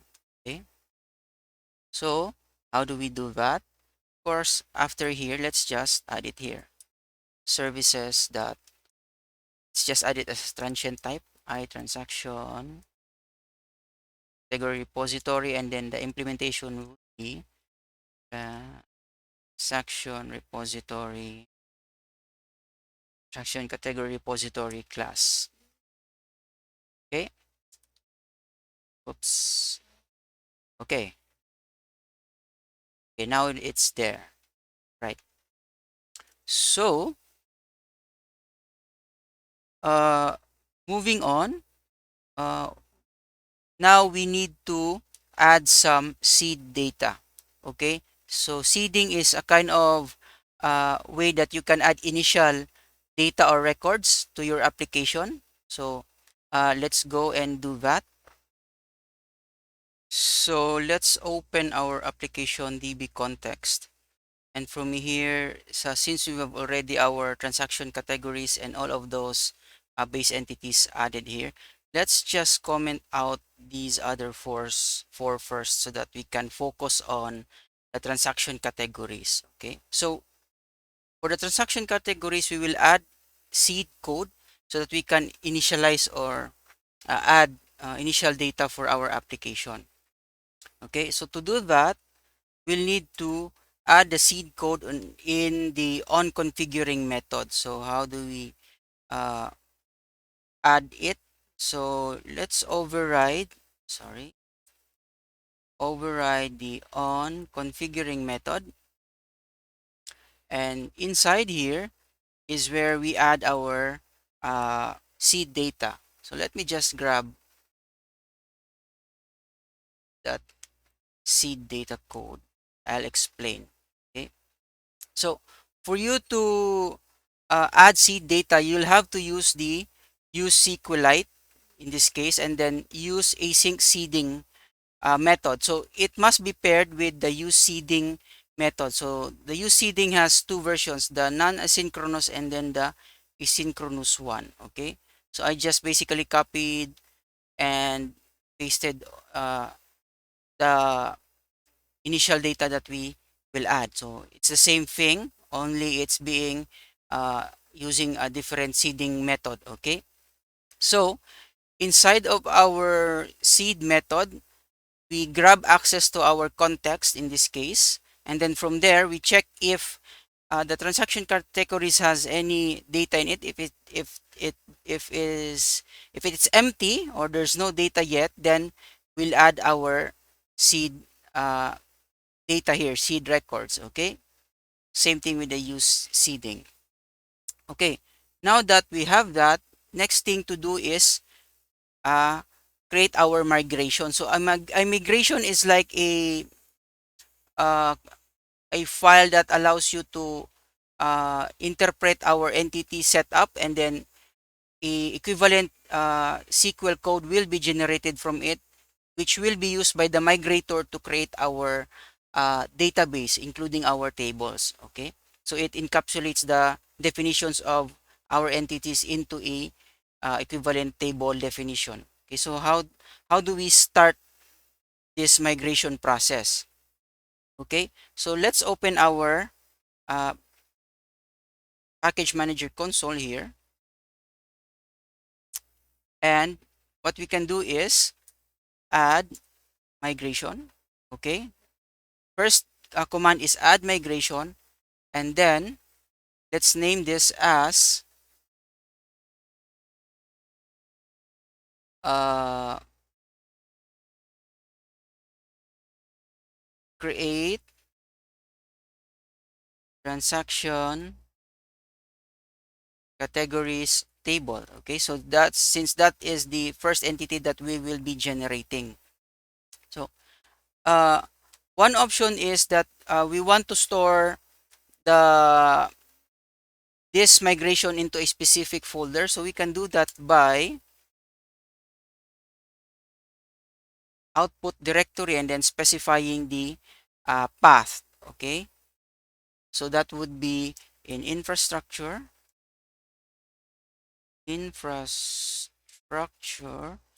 slash migrations. Okay, slash create transaction categories table, and then hit enter.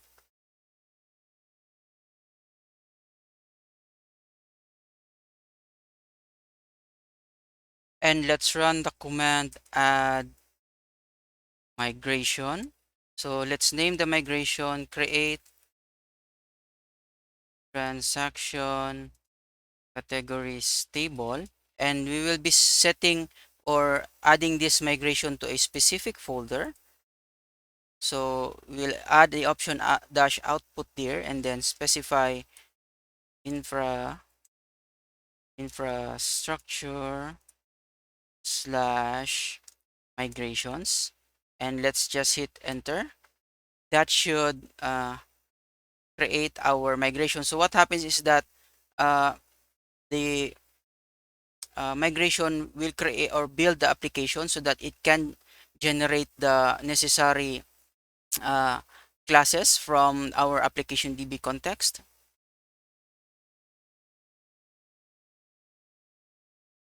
Okay, so it turns out that we might also need to install another package, which is this one named Microsoft Entity Framework Core.design. Okay, so you can open your package NuGet package manager and then just install this package, and yeah, you should be good to go. So let's try this again. So let's perform the add migration. Okay, hit enter, then hopefully this one should build and create our migration correctly. Right, so let's just wait for a few moments here as the system detects, okay, and creates our migration. All right, so I think the migration was created correctly. So you might have noticed that this new file came up. So this file is our migration file, the migration that we've added. So it's now located under infrastructure migrations folder, and we have here the migration that was created. So it has a timestamp underscore create transaction categories table.cs. Now within this migration file, this will define the table that will be created. So it will run this create table method. So you can specify the name of the table and then the columns, the column definitions along with its constraints. Okay. So now uh, the only thing that we need to do is actually create the table. So now we need to run this migration. Okay. Going back to our package manager console, all we need to do is run this command, update database, hit enter, and it should create our database along with the seed data that we've created or added. Okay. Okay, so since I'm having several issues while trying to run the migrations, including one of the errors is like this. So you have the connection is already in a transaction and cannot participate in another transaction. Okay, so for whatever reason, I don't know why our this EF core version is having issues like this. And so the safest way for us to do this is first we'll need to create our database, and to do that we'll store it in a different folder within our application or project. So I've already added this data folder, and the next thing to do is to create our database. And to do that, let's open our DB browser for SQLite, and from here you can just click this new database button. This would allow us to create our database. So in this case, you set the folder from whatever location you prefer it. And in my case, I just added it into the data folder within our project, and here we will indicate the file name. So in this case, application, and just click save. Okay, let's cancel this for now. And so now we've created our database. So for us to confirm, you can see here that our database is created under the data folder. Now it's named application.db. Okay, so that's the first one. So let's close this our database here in our DB browser and go back to our migration. So part of our migration is to set our seed data. And so instead of going through the route of calling the database uh, ensure database created async, so we won't be using that since we will be encountering issues later on when we run the migration. And so for now, let's just use this. So first we will determine if our transaction category table has any data in it. If it's empty, then we will add this initial set of categories. Okay, and then to finally save or commit the data to our database, we'll just call save changes async in our case, in the case of asynchronous or use async seeding. And then the other one would just be straight up save changes being used inside the use seeding. Okay, so going back to our package manager console here, let's just clear this one up, and then let's run again our update database command. Okay, so once we've typed that in, let's just hit enter, and this should again go through the process of building the application and then running through the migration. Okay, so this one, it says that application applying migration is done, which confirms that it has completed the migration. So, okay, so for the migration, for us to check, let's open our DB browser here, and then let's just open the folder location for actual database. Okay, so now what we can do is we can just drag this application.db file to DB browser, or you can just also use the open database command here. But anyways, let's just drag it here. And as you can see, a table has already been created for us. So transaction categories and then with its initial set of data. So this is now our categories table. Okay, it has already its uh, data in it. Okay, coming off from our seed function here. Okay, so now that we've done that, I think all we need to do is repeat the same process for the other entities. So that would mean that we've go through the same process as setting up the repository, mapping it to an entity, and then going through the migrations, creating our migration for each of the entity that you are adding in, and from there uh, run the update database command every time you set up your entity. Okay, so I think we'll skip through that part and then we'll jump right into uh, the setup of the rest of the other entities. Okay. Okay, so now is skipping to the boring parts. This is now what our repositories and application DB context would look like. So after adding the rest of the other entities, we have set up our ledger accounts, customers, vendors, and inventory items. So along with this one, there's also these seed methods that I've added along with all the initial data that we can use per application. So what happened is again repeating the same process that we did initially for transaction category. So you add the entity as a DB set property here in our application DB context.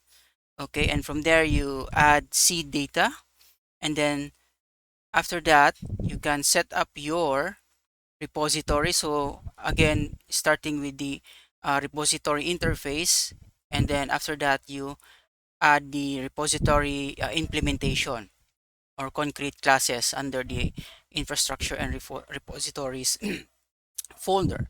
And then after that, you start creating the migration. The process would be create the migration, uh, update the database, and then repeat the process until you complete the rest of our entities. Okay, so this is now uh, what the project would look like. Its structure. So you now have your repositories under core repositories and the interfaces for each of the entities, and then under infrastructure slash infrastructure repositories folder, then all of your repositories. And as you can see also along the way, as we create each migration for each of the entities, as we create their tables, it's also being added here under the migrations folder. So quickly looking into the form of our or structure of our database now, it would look like this. So going back here, we have already our tables created. So each of the entities becomes stable here. So 5 of them along with their initial data. So I've already coming up from the seed data or seed code that we've added. It will be created here as a record. So yeah, you have your customers, inventory items, ledger accounts, transaction categories, and vendors. Okay, so this now is we've already established the sort of the core structure of our database and entities. Okay, all right. Okay, so before moving on, before we forget things, so after we've set up our repository, we also need to hook this up to our application. And in that case, what we will do is add them or inject them as services in our application. So just like what we did with transaction category repository, we also need to add the rest of the repositories or inject them as services in our application. So already added this one. So we have these 4 additional repositories here, each for ledger account, customer, vendor, and inventory item. Okay, so this is how you attach or connect your repositories so that it becomes available in your application. Okay, so the next thing we'll do now is add separate interfaces for our queries. Okay, so if you remember before when we started creating our mock pages, that we have sections for each of our individual entities where it shows a list of uh, products, I mean inventory items, customers, and vendors.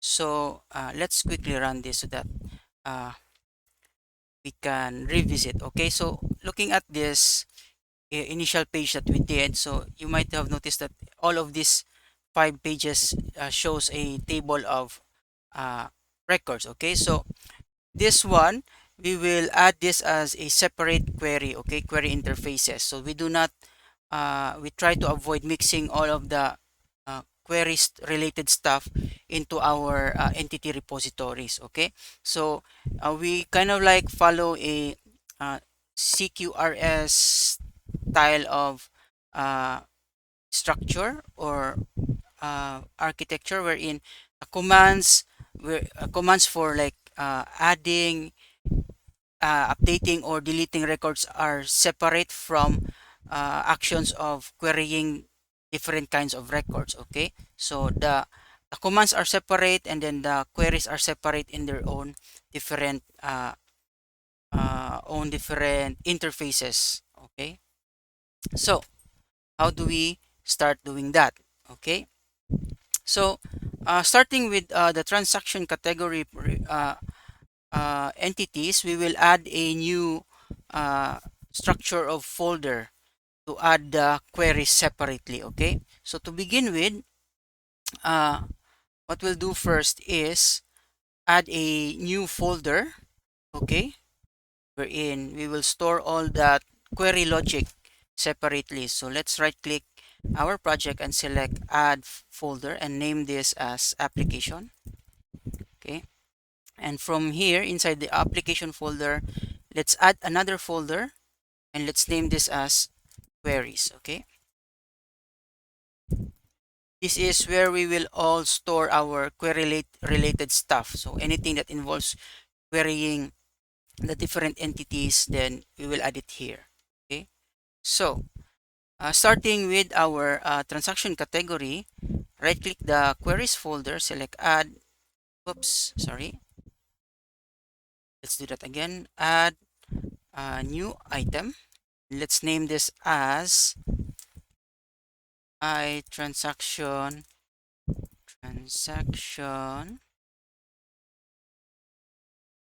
category query. Okay, this is where we will all place uh, all of the methods that involves querying. Okay, so first off is we will query all of the transaction category records. Okay, so it will be asynchronous, so we will have a return type of a task that will return a list of transaction category. Okay, right, and we will name this as get async. Okay, so one of the conventions of method naming is if it's an asynchronous type, or I mean a synchronous method, then you add or append the async word. Okay, so and also we will be having a pagination for this, since we have pagination controls in our pages. Okay, so you have your basic uh, page and then the size. Okay, so now that we have that, next thing we'll do is add an implementation of this iTransaction category query. So we'll go back to our infrastructure folder, and then we'll add another folder here where we will store the equivalent implementation for our queries. So let's right click on the infrastructure folder and add new folder and name this as queries. And from here, we will add the implementation class. So we'll name it as transaction category uh, query. Okay, simple as that. Okay, now we will inherit from the iTransaction category query, since that is where the definition of our method will come from, and then let's implement that. Okay, so with this one, uh, we will be needing reference to our DB context. Okay, so in this case, we will add a declaration or a reference or a field for our application DB context. Let's just name this as DB context. Okay, and then from here, we will assign a value from that coming off from our uh, dependency injection uh, service. Okay, so in our constructor, let's inject our application DB context and then assign that to our DB context field. Okay, now going to the implementation. So all we need to do here is add a or gather or query all of our transaction categories. So let me just pull up the code for that. Okay, so initially we have this sort of guard clause here, guard statement we're in. If the page is less than 1 or somehow 0 or negative, you won't negative, then we'll just default the page to 0. So you have to remember that with EF Core, when you want to do some pagination, it will be 0 based index. Okay, in that case, uh, page index would start or records would start with 0. Okay, now let's add some modifiers here. This method will become asynchronous, and then this is the the actual core code. Okay, the actual code that will pull all of or query all of our transaction category. Okay, so first is we'll need to have a get a reference for our application DB context, and then uh, grab the transaction categories property. So this one is coming off from our DB set property of transaction category type. Okay, and then from there we've added a snow tracking. So a snow tracking is sort of like an additional performance improvement for our query, since we are only interested in querying data. We don't want to do any other sort of things that involves modification. So as no tracking would allow us to improve performance by giving us only uh, uh, read only data and without any entity tracking behind the scenes. Okay, so we only just need to grab instances of our transaction categories. Okay, we don't need to have an EF core manage or track all of them, because that will become another overhead as the application as it's being used in the application. Okay, so now we have a snow tracking, and then here comes the pagination part. So skip would allow you to choose what index you want to jump to, and then from there you can uh, uh, append the method take, which allows you to specify what number of records you want to return from there. Okay, so and with a combination of skip and page, that allows you to paginate through your records. Okay, and lastly we have this to list async method that actually grabs or executes the querying of our records asynchronously. Okay, we'll return that one, and finally we will return the result back as a list of transaction category, right? So this will be the same pattern for all of our queries with the other entities. And so following this kind of uh, code pattern, then we will implement the same with the other entities. Okay, so we will skip that boring part and jump to that after this one. Okay, so now I've completed setting up the rest of our queries, and so now this is what our application uh, file would look like now. So each query interface and implementation is now being injected in our services. Okay, following the steps that we did for creating the iTransaction category query. And so each of these queries now are being set up here. So this is now our folder structure. See, it now looks like this. So we have your 5 query interfaces here, and then its implementation would be also 5 query implementations under infrastructure queries folder. Okay, so any other query related tasks, you add it here in your queries folder. Okay, as a separate query. Okay, so let's inspect some of them. So this is for the customers. As you can see, following the same pattern that we did with a transaction category. So everything is being uh, queried as no tracking, okay, so that we don't have the overhead of entity tracking by EF core. And so again, following the skip and take methods to add pagination behavior to our queries. Okay, so this one we have two versions for our get async for the customer query. The other one would be or involves a search filter. Okay, a search filter for either you can search for name or email. Okay, and so this first guard clause here would uh, suggest that if it's passed as an empty or empty string, then we'll just return an empty list. Okay, so aside from that, pagination controls are being set here default to 0. Okay, and here is the actual query.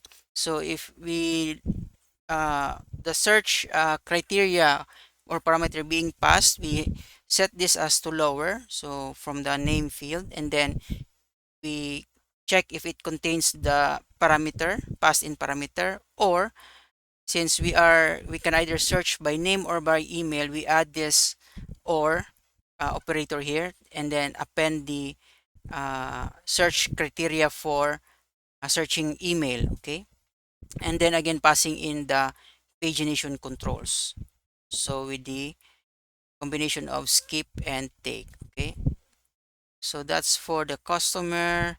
We also have for the inventory item, it has almost the same code pattern. Okay, so we have our filters here. We can filter by name for inventory item. Okay, ledger account, also basic stuff. Everything is as no tracking. Transaction category and vendor. So with vendor, you can also search by name or email. So we all of this we will hook this up into our actual Razor pages once we get there. Okay, so for now we have already set up all of the necessary repositories and queries for our uh, base tables or base entities. Okay,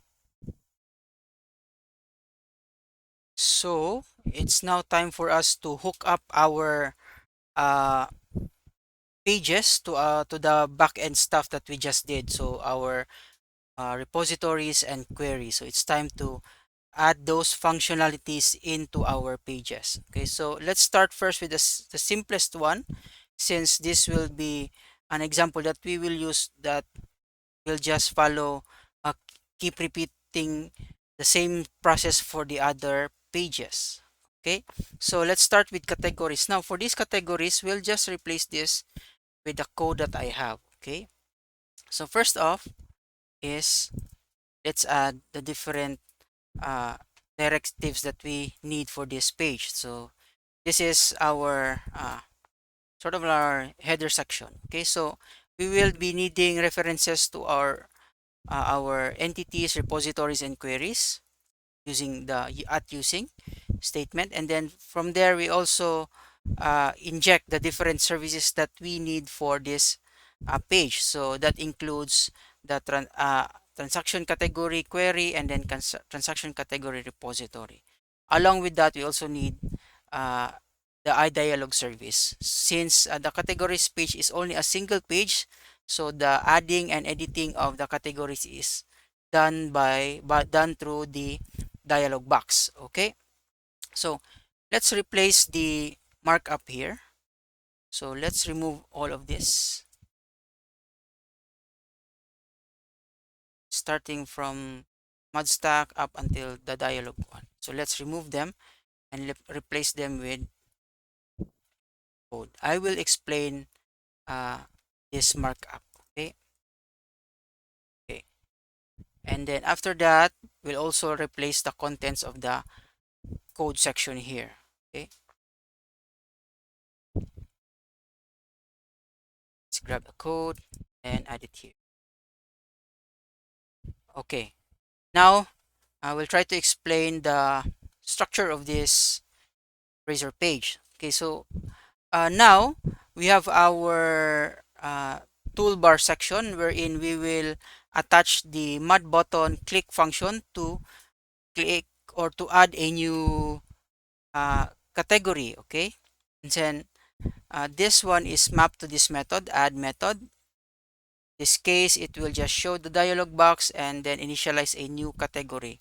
Okay, and then part of that also is we are showing the or replace the contents of our mod simple table with the actual data coming from our query, which shows us the categories. Okay, so where did all these rows come from? Okay, it comes from here. So during one of the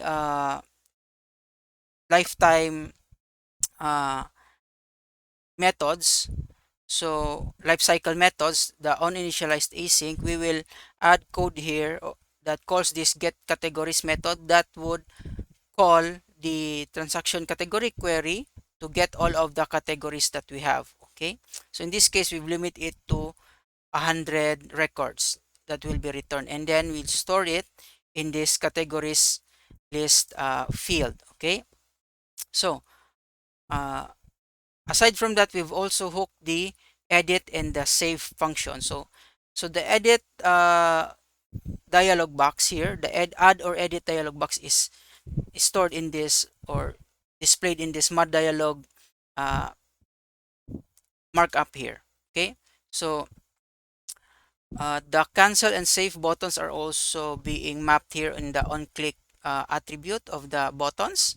So let's focus on the save part. Okay, we if we navigate to the save method, so this one first is will validate the form.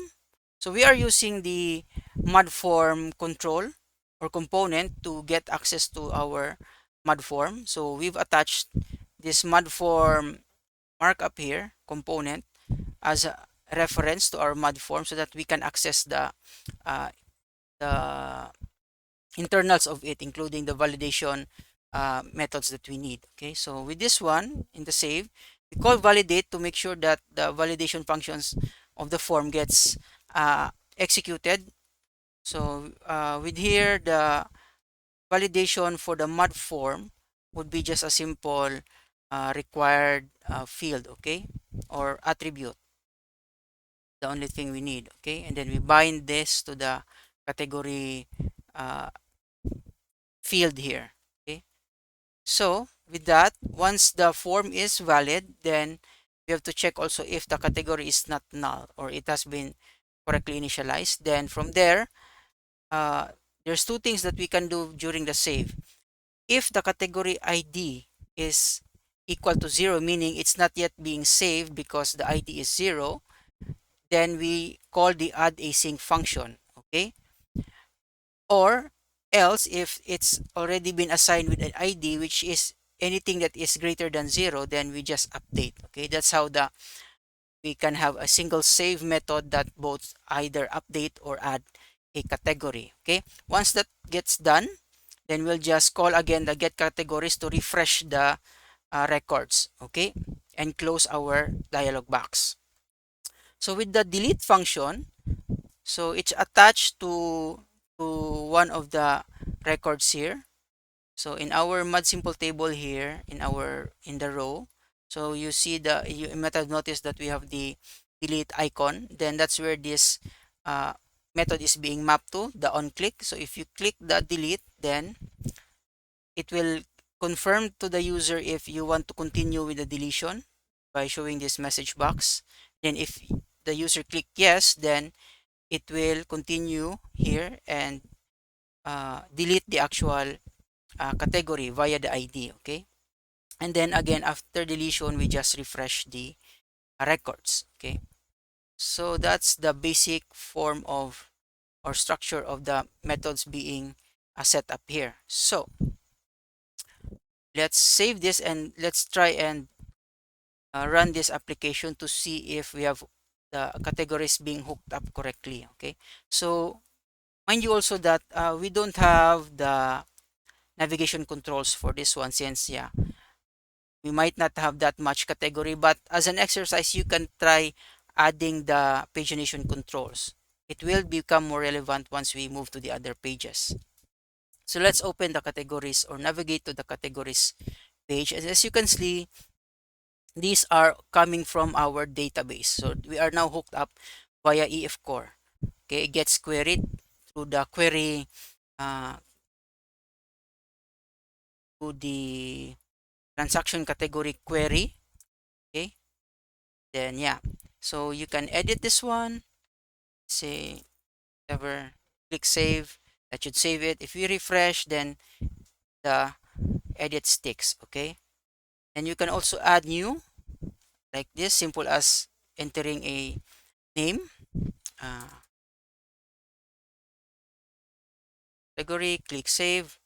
That should get added. If you refresh this one, then the added category should still be there. So it actually gets saved. Let's remove this edit. Okay. All right. So following the same pattern, we will do the rest of the pages of this under the settings page that we will hook this up. All of this will be hooked up. Okay. So again, with the magic of the internet, we will skip to the boring part. Okay, let's skip to the more important parts. So now I've already set up the rest of the other pages, and let's look at the final output for that one. So going into our settings page, so uh, initially we had already set up our categories page. So categories already have or showing you the list of categories, and then you have income and expense accounts. So categories and income and expense accounts follow the same pattern. Okay, so they only have a single page with a dialog box that lets you add or edit your accounts. Okay, like for this one, click edit, then it should stick and the rest should be functional. Okay, so if I add a new one, account, select type, income, save. You can also delete. If you want to delete, click OK, then it should get deleted. Okay, so let's look at also customers, vendors. Let's see, let's go back. So looking at this structure, our pages, settings, customers and vendors would follow the same pattern. Okay, so customers have this main list page, and once you click on one of the records, like clicking on the name, it will send you to the details of that customer that allows you to edit. Okay, make changes to this customer. Okay, like let's say you want to edit this one, and you click save, and then it sends you back to the list. Then the list would reload your data, and then the data that you've edited should just stick. Okay, you will see the changes here. Okay, uh following the same thing for vendors also, it has the same flow. So it also has two pages, I mean Razor component pages, the index page and then the detail page. For this one, you have the vendor.razor one.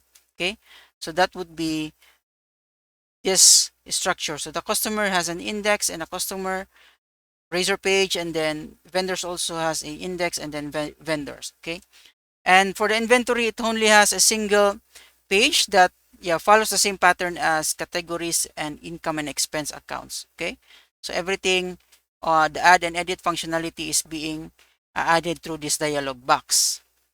All right. Aside from that, this toolbar also has been attached with the search function. Okay, so if you search by name, then it should filter out only those related or records that has that name. Okay, so yeah, I think that's mostly it. Also, you can navigate through the different pages. Okay, so showing you different records at a time. The only problem with this pagination control is you can get past the over the number of pages that is being shown. Okay, so that's something you, as an exercise, maybe you can modify or fix this one. So it's up to you if you want to think around with this pagination control. So with the pagination control, it is a custom control that I've added. Okay, so looking at here, I have this shared folder. This is where the simple pagination control is, where I've added this one. So this is a custom one. Again, it utilizes the existing Blazor controls. You have your icon button for the next and previous, next and previous. Okay, and then the mud chip will display the current page that where you are right now, and then it handles uh, the methods for moving to the next set of records, or from to the from the previous set of records. Okay, this is how you attach the events. Okay, so the previous one would the previous method would get attached to the on click of the previous button. Okay, so that's it. That's very simple. So to use this simple pagination control, going back to, let's say, our customers, no, our vendor list. Okay, this one. So this one now uses the simple pagination control. So what we did is that we moved the default Blazor pagination control into our own implementation of the simple pagination control. So this is a custom component that we've used. So from here, you can add, you can attach or map your uh, methods, whether what you want to do when the pagination control moves to the next page or to the previous page. So in this case, when the on previous event is triggered, then you run this get vendors method inside of this control, okay, or component. So this is the definition. So basically, it would just call the vendor get async uh, method, okay, of the vendor query. So most of this just uses the vendor query. So it's a combination of our query and our repository interfaces. Okay, that's why it's better to separate the things that you can act on your repository as compared to just querying stuff from your data. Okay, so it's I think it's better that you have that distinction or separation. Okay, so now it becomes sort of like a CQRS-ish type of uh, structure. All right. So the details for like adding or creating or updating a vendor is under this vendor.razor page. Okay. So since I've already spending so much time setting all of this up, so I will now no longer discuss, since I think hopefully it should be simple enough that you can follow through the rest of the code here. Okay, so that we can now jump into the other important stuff, like the functions wherein you can add an invoice or a sales invoice, you can add a purchase order, and you can add transactions. Okay, so again, with the power of the internet, and we will skip to those important parts. Okay. Okay, so now let's focus on the three other functions of the applications, mainly the management of transactions, invoices, and purchase orders. Okay, so I already have this application running, and as you can see, we're now at the transactions page, wherein it allows you to view all of the transactions. Okay, so the transactions are being shown in a paginated form again. So you have your default 3 rows of data on our mod simple table. Okay, so we've already been familiar with this UI form, since we've already been following this kind of UI layout for the rest of the pages that we've been doing. Okay, so let's just discuss the internals of this page. Okay, so with this one, as you can see, we have uh, three different filter options that you can use to filter the records here. And so uh, this is, you can search for account type like this.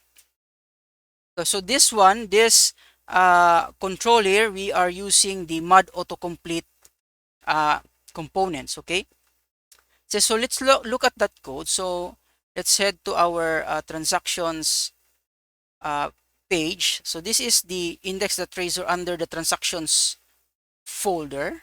Okay, so here, and this is where all of the code for this page is placed. Now, this is the mod autocomplete component that I've used for the option to filter by account type. So you can just type in whatever text you want, and then it will filter out and show you available resource for that one. And then you can just click and select the value. And from there, if you click on this search button here, then it should allow you to search through the records, showing you specific records specific to the having a account type of garden tools. Okay, so another option would be to select the category. You just choose the category family, and then you can also filter it again. Then it will further filter down the results. And finally, you can also add a transaction or choose a transaction date as a filter option. And if you click here, then nothing would be shown up since it found no records of it. Okay, so let's try just by transaction date. So you have 3 results. Okay, so uh, the category filter option is using the mod select component. So with the mod select, it allows you to uh, use or create a drop down control. Okay, so this is how you set this up. So you'll have to specify the contents of the drop downs, okay, through this form of adding a mod select item for each of the individual values. Okay, and with the transaction date filter, we've used here is the mod date picker component. Okay, so with the mod date picker, it allows you to choose from this calendar type of control.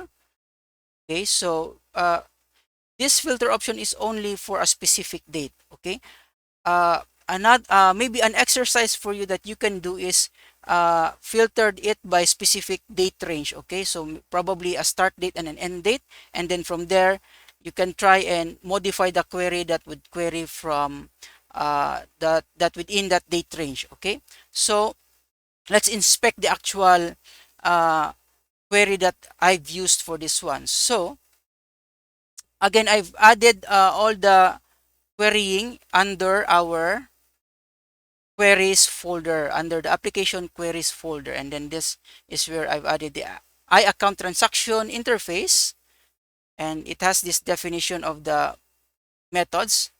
So yeah, it has different one, but let's focus on this get async. So the definition for the get async method is this. So it can receive 3 different parameters, which would be the equivalent of their filters: account ID, transaction ID, and then transaction date. And from there, we set up our query to be as an queryable interface. Okay, so from there, now we have your iQueryable variable here. We can start composing our filters. Okay, so this if statement, if account ID has value, then we will add that filter. Okay, if the transaction category ID has value, then we add it also to our filter. So only then if a parameter, in this case either account ID, transaction category ID, or the transaction date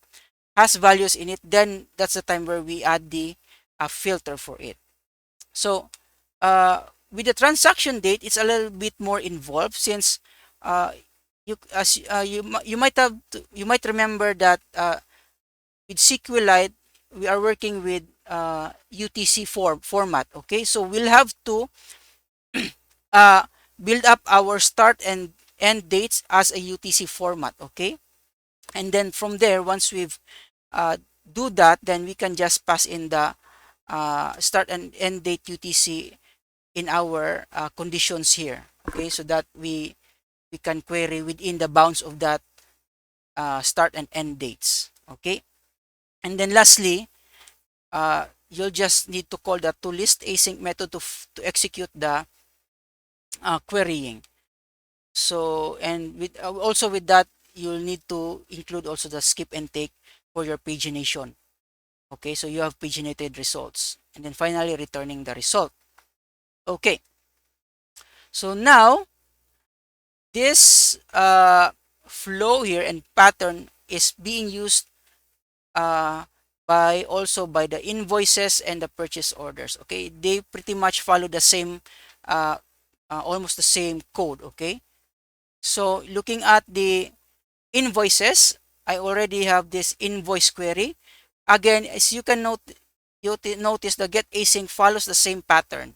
So we receive the different parameters here, and then we compose our filters. Okay, and then you can use the filters here, 1617, and then search. Then you can see that it's been returned. Okay, the customer is a mod autocomplete. Okay, okay, as you can see that if it returns depending on the customer, and then for the invoice date you can just select again from the mod date picker component. Okay, so that's how the function works. Okay, set foundation, you see it's also being filtered along the way. And finally, with the purchase order, much like what we did with invoices, it follows the same pattern. Okay, if you look at the code for the querying of the purchase orders, it pretty much follows the same stuff that we did with the invoice and the account transactions.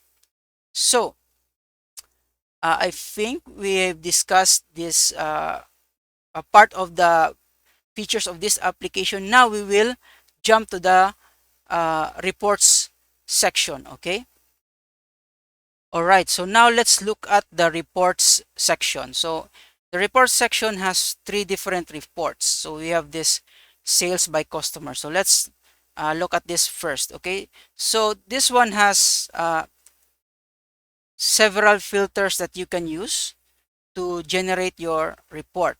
So it has a from to uh,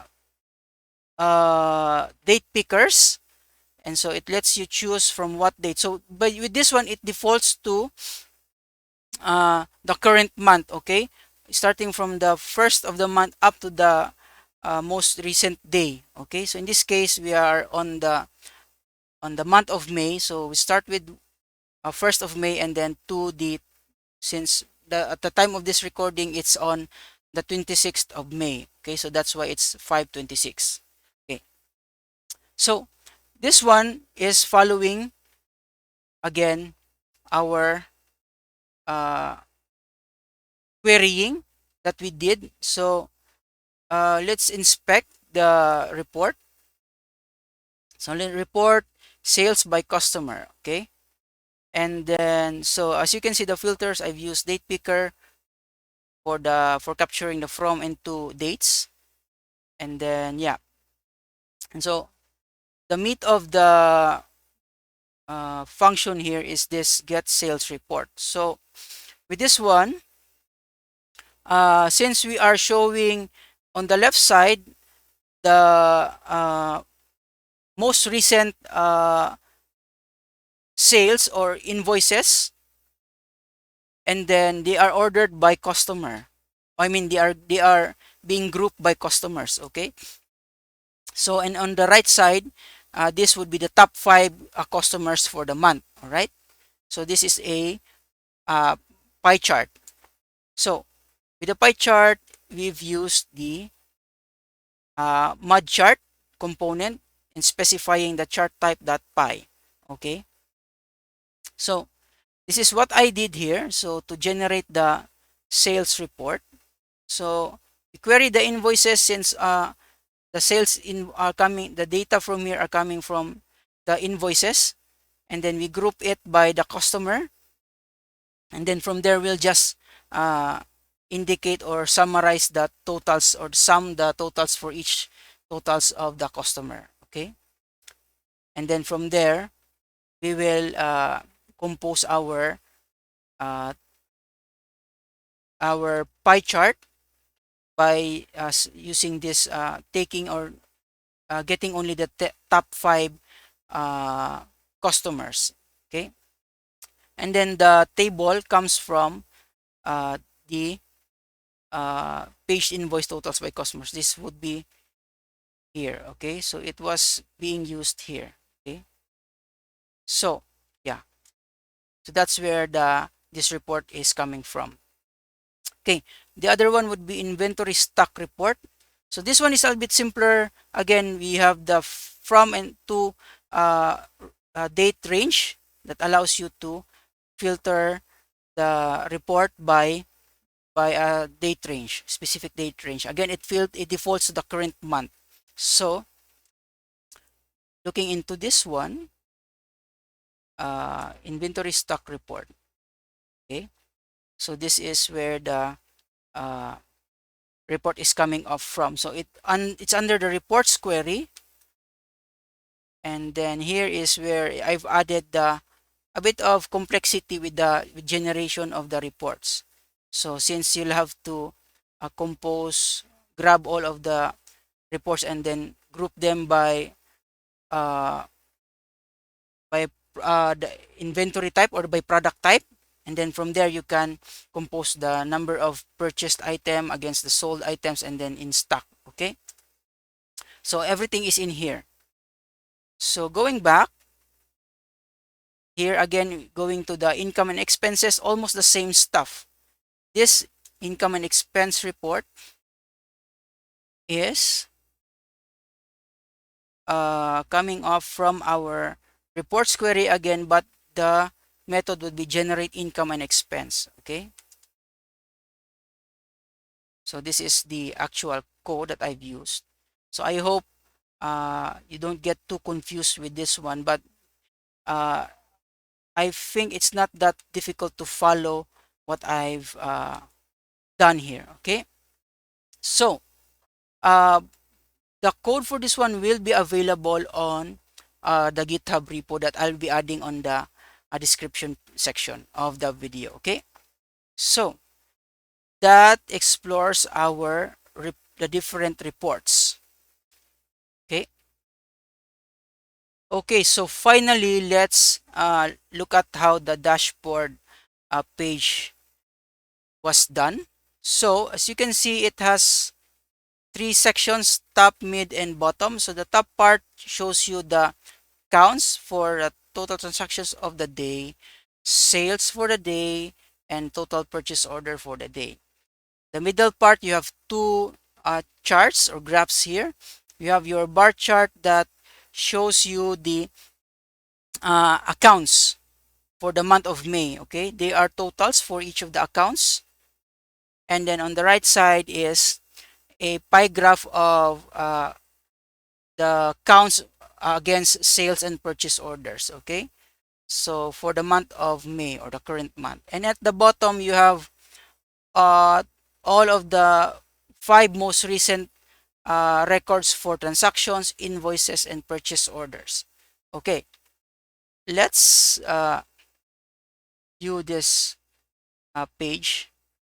So I have here our home page. Okay, so this is the dashboard or our home page.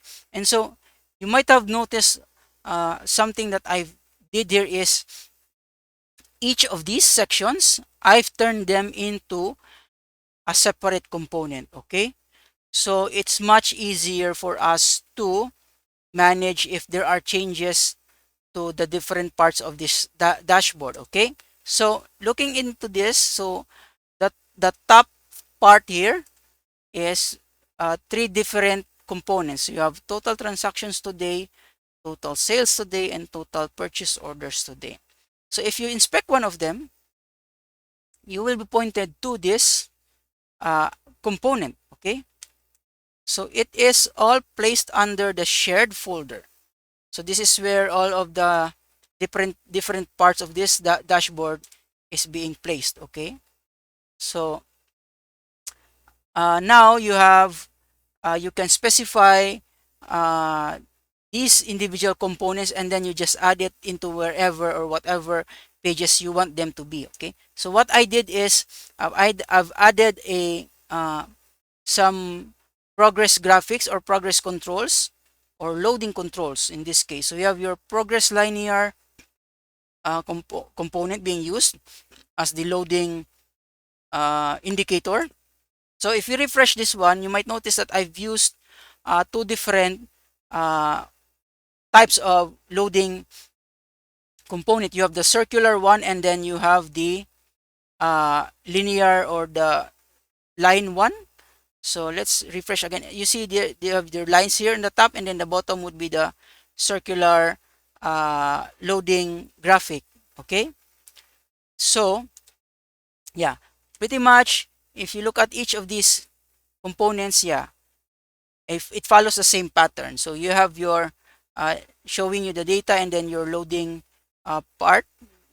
Okay, this one mod progress linear, and then let's look at the graphs. Okay, account totals by month graph is the component, and then this is the details of the component. Now, yeah, each of these individual components have their own loading and querying of data, so they don't get affected with each other, and it's much easier to manage. If you want to change one of the components, then you just focus on that specific component, okay, without being smashed. If you smash them together in a single page, then it becomes unwieldy, becomes a mess, since so many sections of code you'll have to keep track of. Okay, so, and then lastly that I want to talk about is I've added this utility wherein you can generate sample data. So with this one, if you refresh this, we should be getting a new set of data here. Okay, as you can notice, the counts here are different, and then the values for the sales today is also different. Okay, so with that, what I did with that is I added that uh, code generation or data generation from, I connected it here in our layout, main layout, and it's this uh, section here, the mod menu item. So if you click, if you map the on click here, it's the generate sample data method, which calls our generate data sample async method. So this one, if you look at this one, okay, so this one is where I've added the random generation of the sample data, so that you can try and look at this experiment and what you want to see, or no need to add data manually. So you can just call or click on this one, then it should generate some sample data for you. Okay, easy as that. So you can take a look at this one, and yeah, basically I've added some random dates so that you have random dates and times. You can have a wide array of random data that you can use. Okay, so yeah, I think that's pretty much the most of this stuff. So I know that this video is, yeah, already dragging on. It's quite long, but yeah, I hope you've learned something from this video. I have not covered each and every section of it, since I hope that the code that I did would already explain it much easier to follow. But if not, then please let me know if there's something I can do to improve this one. I'm thinking of, on my next project that uh, converts another Excel template, I'll probably just chunk them, or uh, publish them bit by bit instead of one long video, so that, yeah, you don't get bored waiting for, I mean, going through the video of like 2 hour video. So yeah, I hope that that's something that we could improve on. And yeah, I think that that covers pretty much all of the things that I want to discuss uh, when I built this application. And so please don't forget to like and subscribe to our channel so that you get updated with our latest videos. And yeah, I hope you learned something from this one. And yep, uh, again, everything is a learning process. We want uh, we enjoy learning stuff like this. And yeah, whatever you have in mind, please don't forget to add your comments in our comment section. And yeah, I hope to see you soon. And please don't stop learning. And we'll see each other again in our next episode. And have a wonderful day. Bye, everyone.